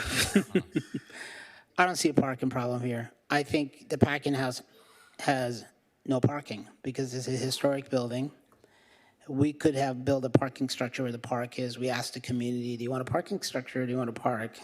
And if we asked 100 people, 90 of them said they want a park. This is not a proposal for more parking either. It's just a question. This project parks. It's got plenty of parking. And I think one of the things to keep in mind is when the office closed on the weekends, we're going to probably have overparked. There's plenty of parking. Valet, we might add just for convenience, because quite honestly, a lot of people don't like to park, so we might that as a service. At the camp, we added it because it gets super busy, and it's a free service at the camp. I would like to share with you that, and I know many of you are well versed with this, we watch the Uber and Lyft situation very closely.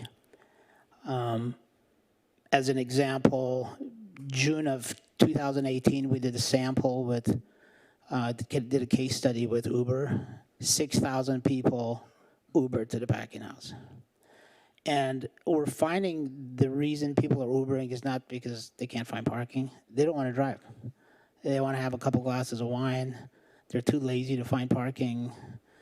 It's not expensive. We're, as you folks know, becoming more urban. I don't know, anywhere in LA, any good restaurant, you can go to LA where you can just pull up and park. And it's $20, So people in LA are Ubering or Lyfting. People in Orange County are. So, we're building this project for the future. I don't see those shared services going away. I think, if anything, they're going to get better. There's a lot I can talk about. We have the FRAN program that we introduced in Anaheim. It's been very successful. I actually sit on the board of transportation for Anaheim, and that's been a real successful. It's an app base where they pick you up in front of your house and take you to the packing house. So there's a lot of future. I don't think parking structures are necessary in the future. All right. Commissioner Zick? Thank you. Two questions. First of all, with this isometric, can you tell me where on here the outdoor entertainment is going to be and what some of these other spaces are that are in the park area? Well, the entertainment would happen in the park. Where? In the central eye. That's an area that entertainment could be facilitated. That's a grassy area there? It's a grass area. It's sort of designed, again, I hate to keep referring this to the packing house. We basically duplicated everything that's been successful for us. So if you go to the packing house, there's a promenade that we designed so that we can have a farmer's market, and we have craft fairs, we have night markets, and when we have these types of festivals, once in a while we introduce music out there, we show movies out there. We offer free yoga on Sundays, so we use it for all kinds of stuff. We would probably do the same here. Okay. That's it. Thank you. Okay. Any other questions? Commissioner Perkins. Thank you. A couple of questions. One of the things, and these are more relating to the active transportation related elements to this. I noticed on page 12 that you had, or Mr. Moore, your team had requested to have the option to keep any related railroad equipment in place in the right-of-way as long as it does not cause a hazard for cars, bikes, or pedestrians. And I believe staff had not supported that idea.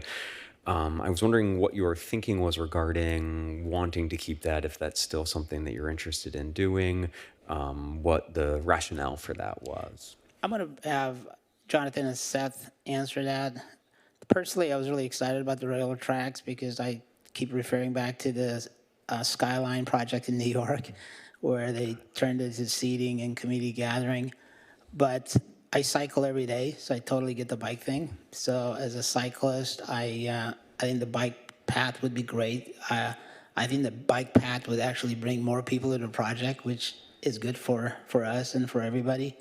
They really like the connectivity, and so we're committed to doing it. So it's not a problem. Okay.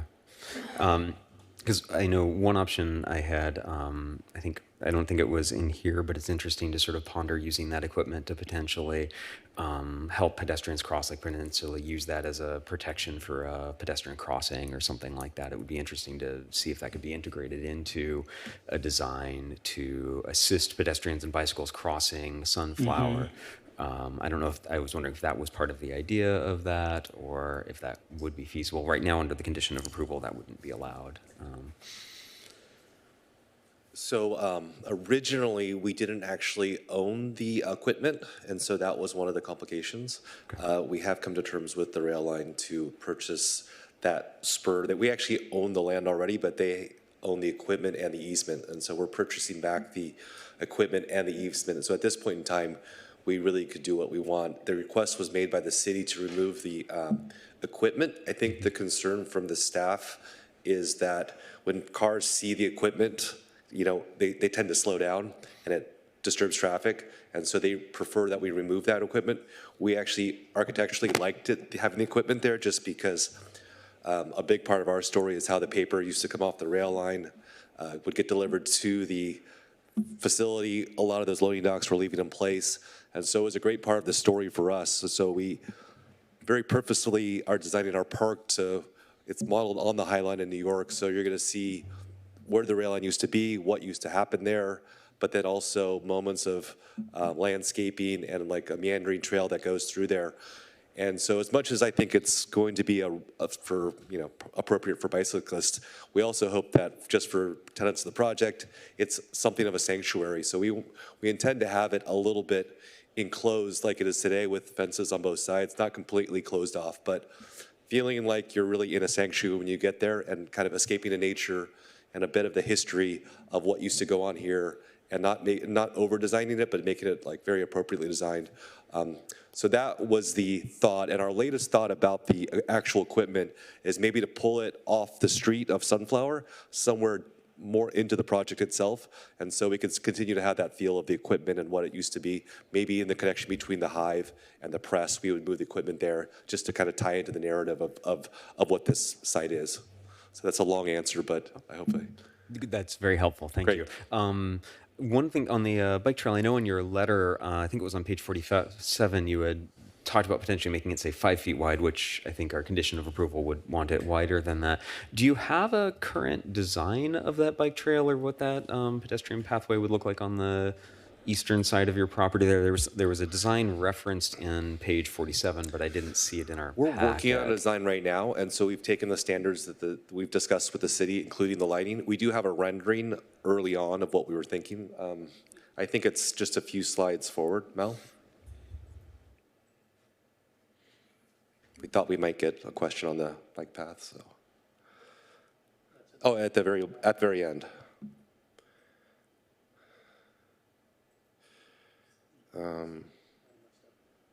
We might have missed it.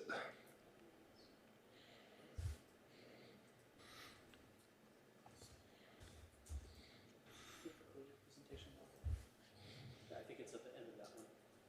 Sorry about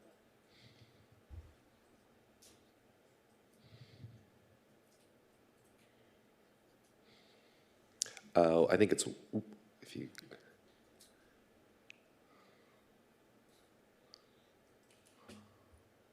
Is there, can you toggle up? Okay, so. Okay, well, we had a rendering of what that would look like, but it is still a work in progress, actually. And so I believe we're taking the design standards for the path itself based on the staff's recommendation, and that should allow for bike access. And I think the only thing we requested is that instead of making it maybe a dead straight path, which your typical bike path would be, we wanted to have it meander just a little bit, but again, within the standards of what an acceptable meander would be for a bike path. So that was the back and forth with the city, and I think we're fine with that. And we actually are looking, for us, it's a big part of our selling point for the project is having that. And so there was a question on timing. For the second phase of the project, really, once we have this approval, we already have our plans, which have been reviewed multiple times by the city. So in a perfect world, we just resubmit with this approval, and then within 30 days, we get our permit and we start construction. So that would be our perfect world, but it's going to be along that timelines of very, very immediately following any type of approval. Okay. Thank you. And so for the pathway, one question that I was thinking about, since it is running through your property, I know you're talking about security and hours of operation. What would the hours of access for this pathway be? Would this be like a 24/7 bicyclists, who are, say, wrapping up work at one of your businesses at 1 a.m. or 2 a.m.? Would they be able to ride on this pathway? Is this going to be open 24/7 to the community, or what's the plan on that? We were actually just talking about that. We're concerned about making it 24/7. So we wanted to have some flexibility to having controlled hours. So we're thinking it might dovetail with the closing of the market hall, just for security purposes. There's Susan Street, which is only a block away, and then Harbor obviously can be used as ways to get there, but not as nice uses, and not as nice of a path. So I think it's something that we're going to have to see how it goes over time and kind of define our hours. And I think that was the last discussion we had, that we'd have some flexibility to determine what those hours are. Okay. But it would be at least dawn to dusk, minimally. Okay. Speaking as a bicycle commuter and person who utility bikes, there are people out on bikes much later than you would expect for very good reasons, like trying to get home from planning commission. Exactly. And so I guess one question would be, if you do close it, would it be possible to have like a little detour, something telling people what a good alternate route would be? Harbor is kind of terrifying on a bike. Would your parking lot still be open to ride through? Yeah, I think our parking lot would be open to ride through. Okay. That would be my expectation. Okay, so that could be an option. One question I had was the pedestrian connectivity. Staff report was saying that you've designed pedestrian connectivity through the project. One thing I was wondering about is pedestrian connectivity. I think I saw on South Coast Drive, it looked like you had 2 sidewalks coming in, one from each direction, or pathways coming in. From the north, I was wondering if you could walk me through, if I'm coming from, say, the Art Institute across the street and I want to go grab some lunch because maybe what I was making failed, and I wanted to walk down there, how would I get through all this big office complex to get to this dining facility on the southern end? Well, right now the crosswalks are at Harbor and Susan, and really there's only a couple of buildings that are in the middle there. The Art Institute building's one of them. The Art Institute is no longer open, as you know. There's also an industrial building next to that. Those 2 ones it would be ideal to have something there, but I think it would really only service those 2 buildings. Yeah. So I don't know at the end of the day. We go to the restaurant that's on the corner of Harbor, and we're officed at the Hive, which is adjacent to the press. We tend to walk down Sunflower and then cross over on Harbor, and it's not really too big of an issue. So I think it would be an extra, 2 or 3 minute walk to go down to Susan Street, cross over, and then come back. So it's a little bit inconvenient, but I don't think it would be a deterrent ultimately. Yeah. Absolutely, and I think I was also asking on your site itself, let's say I'm walking in from, say, the western edge. If I'm a new person, I may not even know that there's a bike path on the eastern side of your property. Is there a clear way for pedestrians to walk on the western side of all of those offices to get down to your area? I was trying to look at like the parking plan and was trying to see. Yeah, we have a cut that goes through the building, and so the portion of the project, which is the original office buildings and newsroom, are split from the High Clear warehouse portion. And so that cut is more or less lines up with where the Hive is. So theoretically, you could come from the Hive, you could walk through the 2 buildings, and then out onto Harbor. And then from Harbor, there's a signalized intersection right in the middle of Harbor that you could cross over to Whittier. At that point, you'd have to either choose Harbor you'd either have to choose South Coast or Sunflower. In a perfect world, you could just connect right through Whittier and Vans and Tesoko. That would be, our kind of a dream to have that kind of connectivity, but that doesn't exist yet. But from our site, you could really come from, if you were at Whittier University, you could cut across and then go all the way to the coffee shop of the Hive, and you'd be unimpeded. Okay. I believe we are seeing a drawing of your potential proposed trail. Yeah, this is the trail. A lot of the landscaping, it looks natural, but it's very planned. But we want it to feel like natural things that would grow in California wild. These are some box culverts that have been reconditioned. We have an art project that we hired a firm out of New York to put together. It's the basis is California landscapes, and so we have 8 different murals throughout the project. Some of them are as tall as the 50-foot building itself, and other ones are like small moments of art. And so each of these box culverts have a piece of art in them. And the idea is a couple of nodes after activities. So this one would be a place where you could just sit. There's another one where we're going to put, our plan is to put a small dog park in. And again, we're really thinking mostly about the tenants and that ability to come outside and enjoy nature. But I think, you know, because it's also dedicated to the city, this will be something where anybody from the city could come at any time, go to the market hall, grab your food, come out to the rail trail, and really try to recreate that Highline experience. That looks fantastic. I like that. One question I also had, I think it was page 82 on the plans, was wondering about bicycle parking. As you guys are talking about wanting to, you have a whole bike facility, which I love running through your property. For bicycle parking, where are the bike racks going to be? How many bike racks are you thinking of? I saw some on the plans that looked sort of at the edges. If you could maybe walk me through that plan. Did we get the specifics? So we have, was it a total of 68? About 68 stalls. I think 34 are going to be directly adjacent to the market hall with an interior parking for the tenants of the building, and then 34 spaces kind of around the project. And so we basically took the standard, you know, per the code, and created, you know, bike parking kind of spread throughout the project. Okay, so the interior spaces that you were referring to are on, I believe, the east side of the project, near where Phase 2 is right now. Yeah. Are those open to the public? Are those for employees? Or what is the plan for those? Like, would that be, like, if I'm riding there, would I be able to park in that space, or would I be on the west side? That's a good question. We hadn't really thought about that, but I think it could really be a dual use, I believe. Okay. I guess one thing that I was looking at on this is you have this gorgeous bike trail on the eastern side, and I'm thinking a lot of people are going to be coming in through bike on that side, and I didn't see a lot of obvious bike parking over there. Yeah. So we could look at bike parking. I think it's, to your point, I think we did our best job of kind of trying to spread it everywhere, but to the extent it clusters in any one location, we could readdress that. Okay. Great. And then my only other question was for the outdoor areas, pavilions, I think 1 and 2. I was trying to find like restroom facilities in the area. And do pavilions 1 and 2 have restrooms that are open for everyone in that private park? Or like where would the restrooms be for people outdoors if you're going to these outdoor events and whatnot that are here? Our restrooms are all inside the building. And I think the 2 outdoor restaurants have small restrooms for themselves. But we do not have restrooms specifically located outside in the park just for people wandering around. Okay. At this point.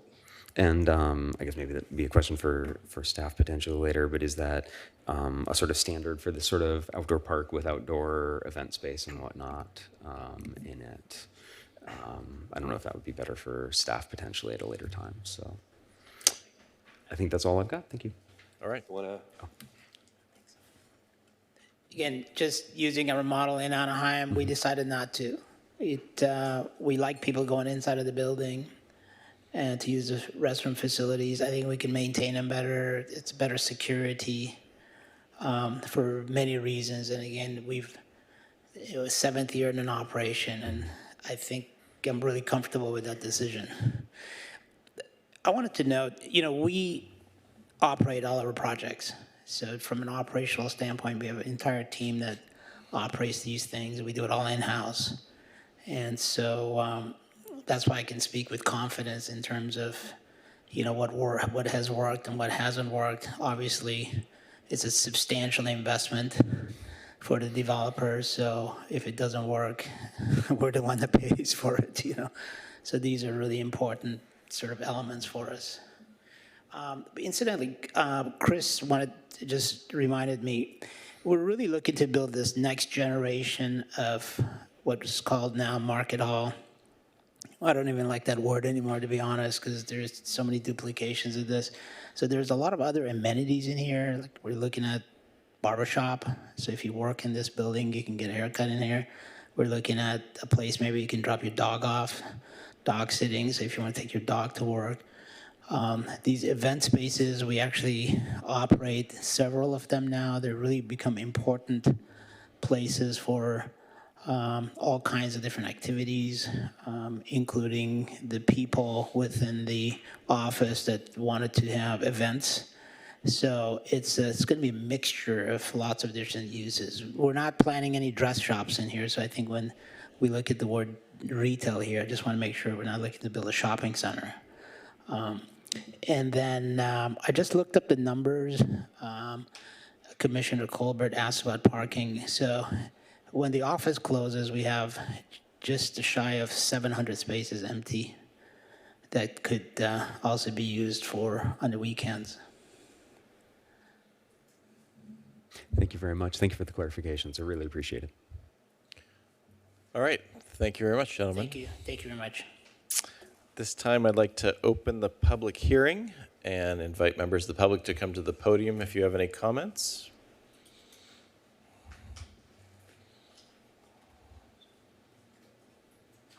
And although you're not required, it would be helpful if you state your name for record-keeping purposes.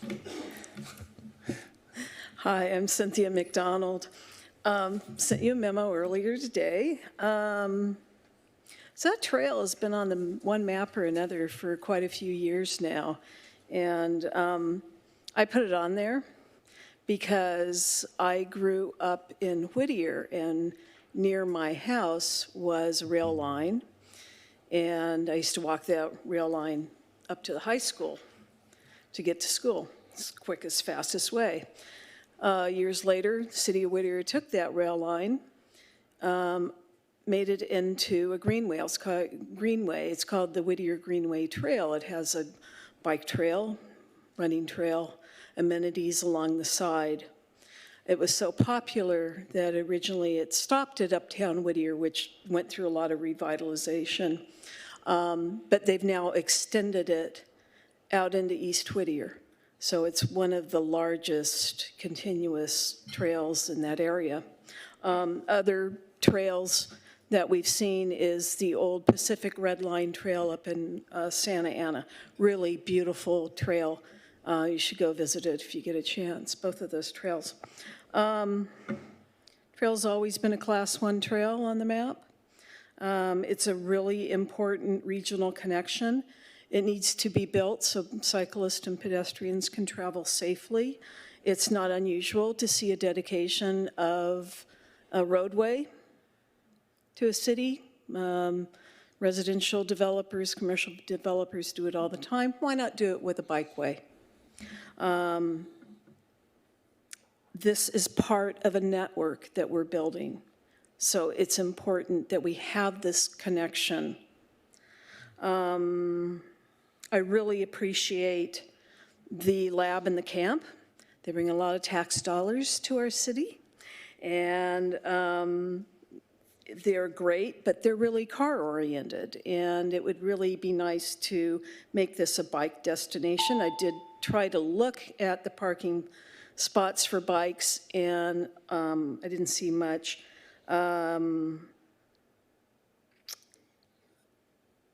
Yeah, we need to make it more. Maybe have a valet for the brewery like Golden Road has up in LA. They're close to the LA River Trail, and they have a bike valet on the weekends because they have so many cycles in there. I would really like to see this as part of Phase 1. We saw too many projects during the last recession stop and not get built. I'm afraid that we're not going to have this really important trail if we don't get it in Phase 1. It's really necessary. And review of the bike trail by the Bike Walk Committee is necessary. Also, with respect to noise, the observatory is right near there, and I can hear the noise at my house in Mesa North when the observatory is open. All right. Thank you very much.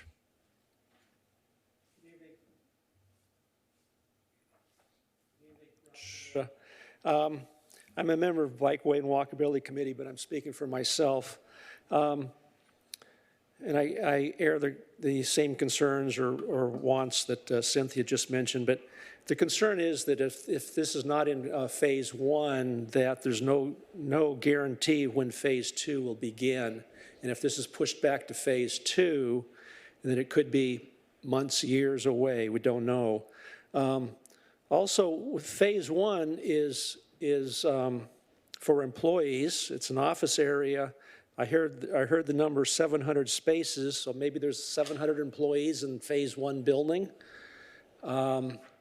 And the developer, the owner, said he wants those people working there to ride or bike to work. Well, then build the bike path.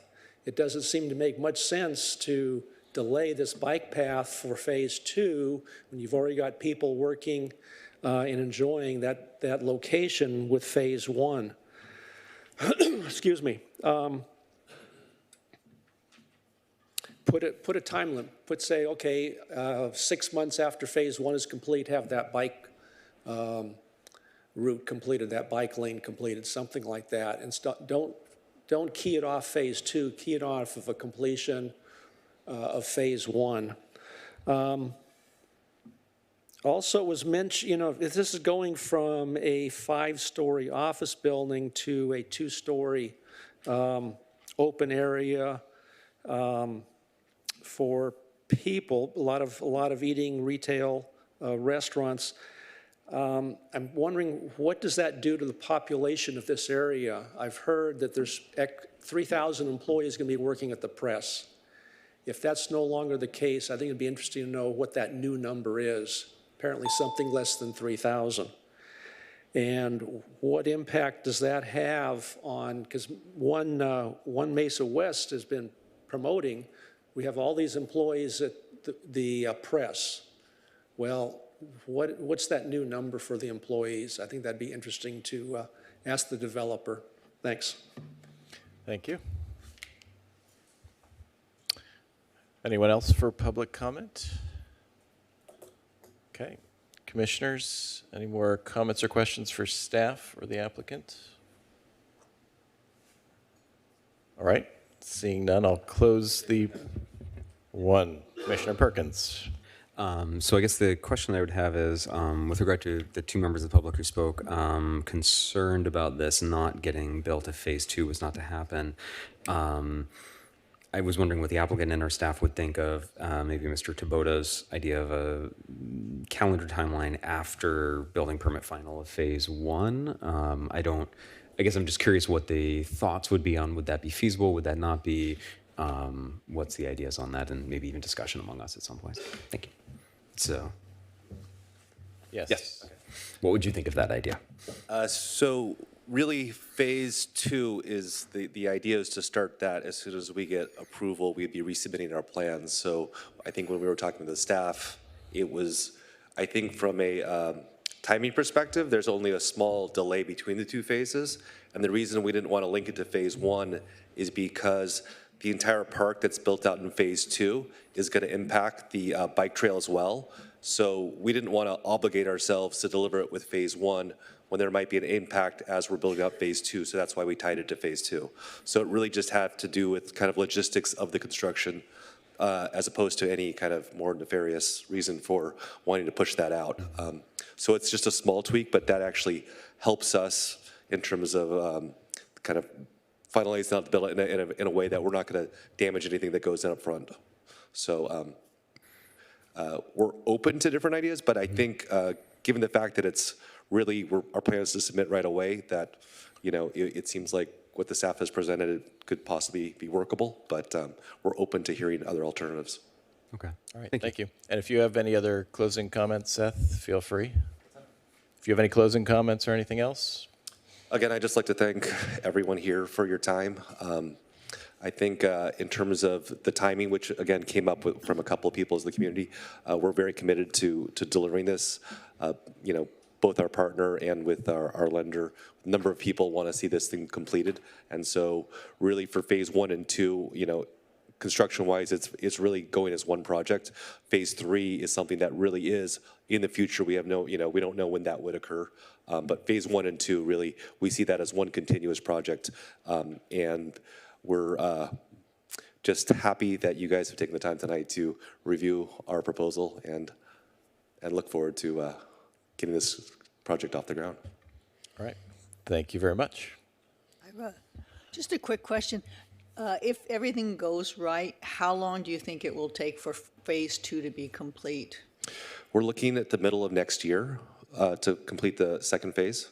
I think with some of the build out of the tenants, because we're dealing with so many small tenants, that might drag on the actual tenant improvements to be beyond that. But for core and shell, we anticipate to be done by the middle of next year.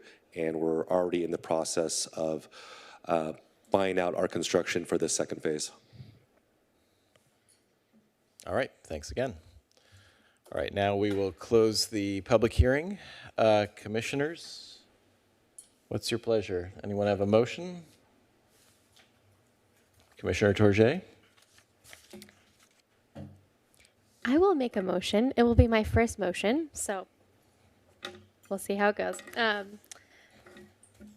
I will go here.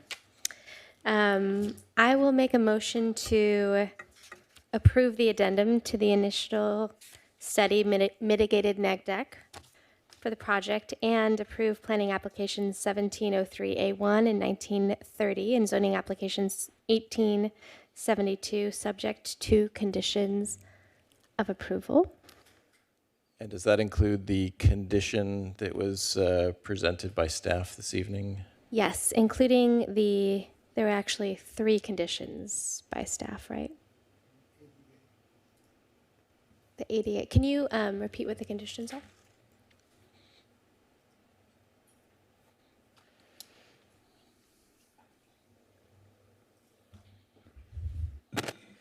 So the first one, of course, was the change.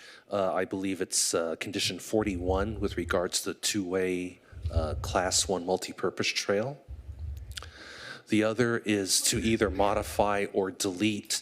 Actually, this condition of approval is several places in the resolution. So this is the one that would have the city take action if there's any noise complaints received. And the third one is the one that was added this evening by Transportation Services for the traffic signal. Yes, and I would like to modify a condition of approval. And also the other condition with regards to the rail tracks in Sunflower being removed. Vice Chair Harlan, my office also has an amendment by interlineation to one of the conditions. Okay.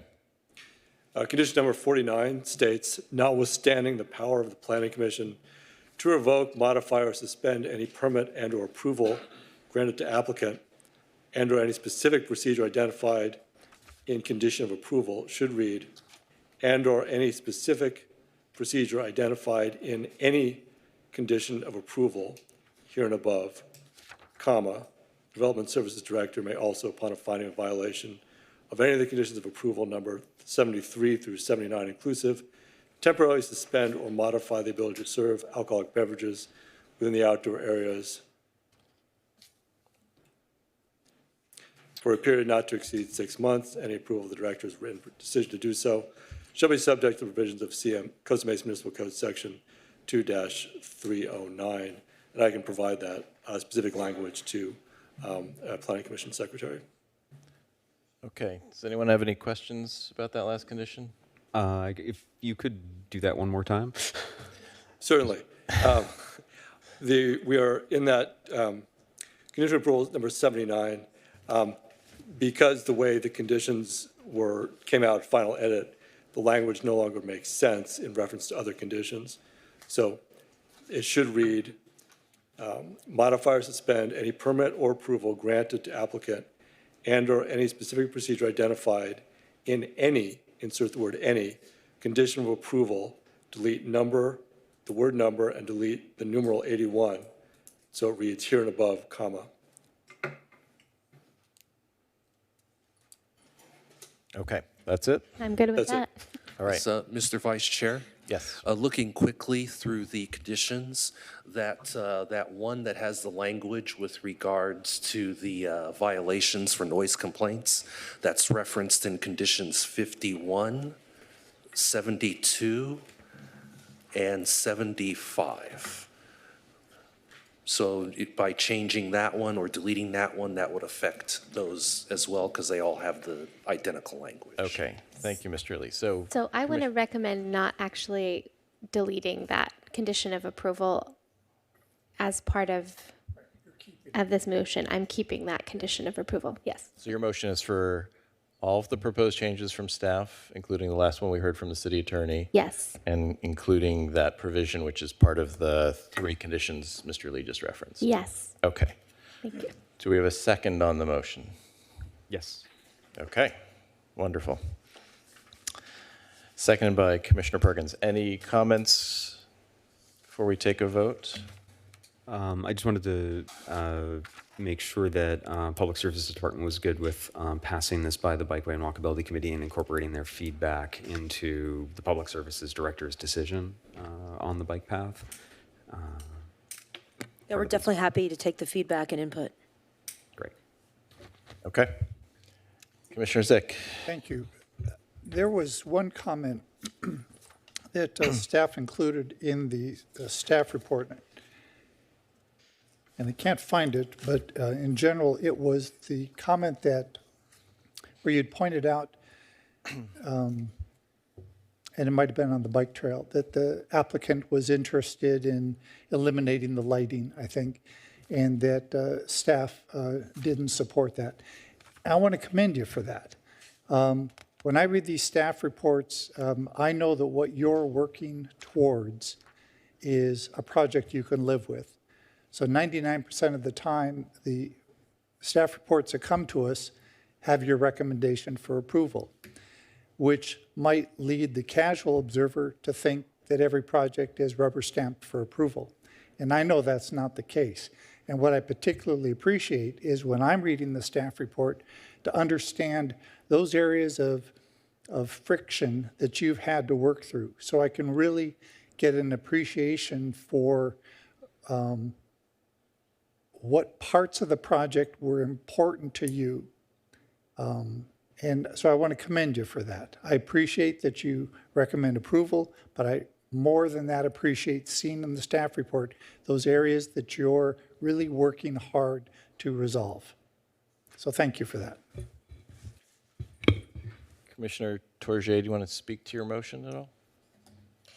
I do want to say this is a project that I am excited about. I think it's great for our city, and I'm glad that we could work through and allow projects that have that future thinking, that thought towards what we're going to be in the future.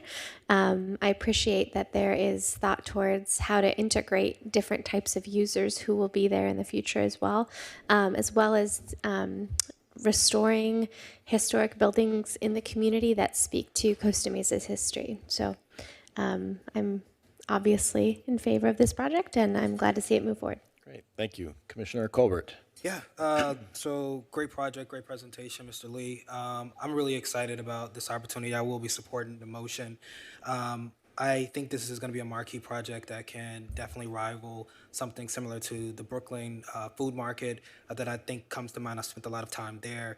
Also the Long Beach Exchange and just other things that are happening across the country. I'm glad to be in a city that is promoting this type of mixed-use development for younger populations and the future of our city.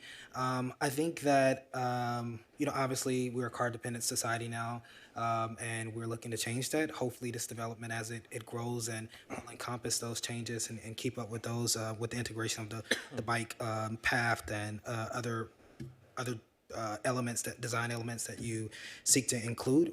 I think I have one question for staff. I think throughout this discussion we talked about the lack of or the future use of residential use around the proposed development. We said there weren't any going to be, but I think this is another point where I've identified the general plan conformance, and we've kind of used language that I don't think really complies with what we're going for, and specifically related to the land use 1.1. It says provide for development of a mixed use balance of housing opportunities, and there aren't going to be any housing opportunities based off our conversations today. So I think that we should, be more thoughtful again about how we use our general plan conformance, so it doesn't look like we are attempting to integrate language that promotes development or doesn't really comply with what the intent or the spirit of that conformance or policy was when it was initially written. So with that said, I really like this project, and I'm glad that I'll be supporting the motion. Okay, any other comments? Commissioner Russell? All right. I've been over to the Anaheim packing district a couple of times, and every time I've thought, gosh, I wish something like this was in Costa Mesa. So I'm really happy to see this. I'm also happy to see that you had an original plan and you revised it because things have changed in the last couple of years, and you chose to do something that integrates more into the community and will really have more community benefit, I think, to have another place where we can have community space where maybe people can have weddings or events. I mean, event space in this area is, there's just not enough of it. So, and I would just encourage you to get the bike path done ASAP.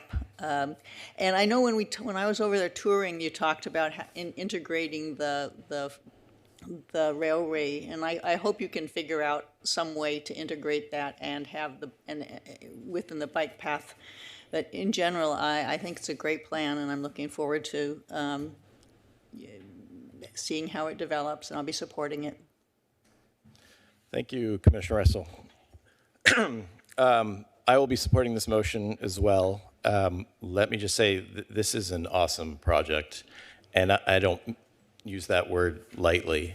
The press itself is a very ambitious project. I think this is an audacious addition to that. And what I think I like most about this is that it is very much an authentic Costa Mesa project. We've got homegrown operator here who really understands Costa Mesa and what it represents and what it can be. But more importantly, we've got entities that have actually built and implemented plans. To me, that's incredibly important. So I think that track record combined with the vision here is, in a nutshell, awesome. And I'm so excited for this. So I will be supporting the motion. And without any other comments, I will call for the question.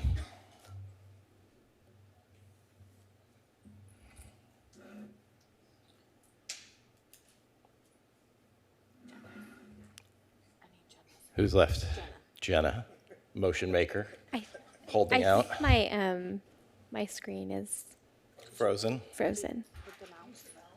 Oh, look at that. Tech savvy here. That motion carried 6-0 with Chair Derico absent. All right, thank you and good luck. All right, moving on. We have departmental reports, public services. No updates, but I just wanted to remind you of an event that's coming up later this month, and that is the first public outreach meeting for the Adams Avenue improvements coming up on February 26th at Adams Elementary School. For more information, please visit the city's website or social media. All right. That is all. Thank you. Thank you, Mr. Mejia. Mr. Curtis? Thank you, Mr. Chairman. I have no reports this evening. I did want to remind anybody left in the public that the action that the commission just took tonight is final unless appealed within the next 7 days. Is that right, Mel? The next 7 days. Thank you, Mr. Curtis. Mr. Preziosi, city attorney report? No city attorney report tonight. Okay, thank you. We are adjourned then till our next meeting, February 24th. Thank you.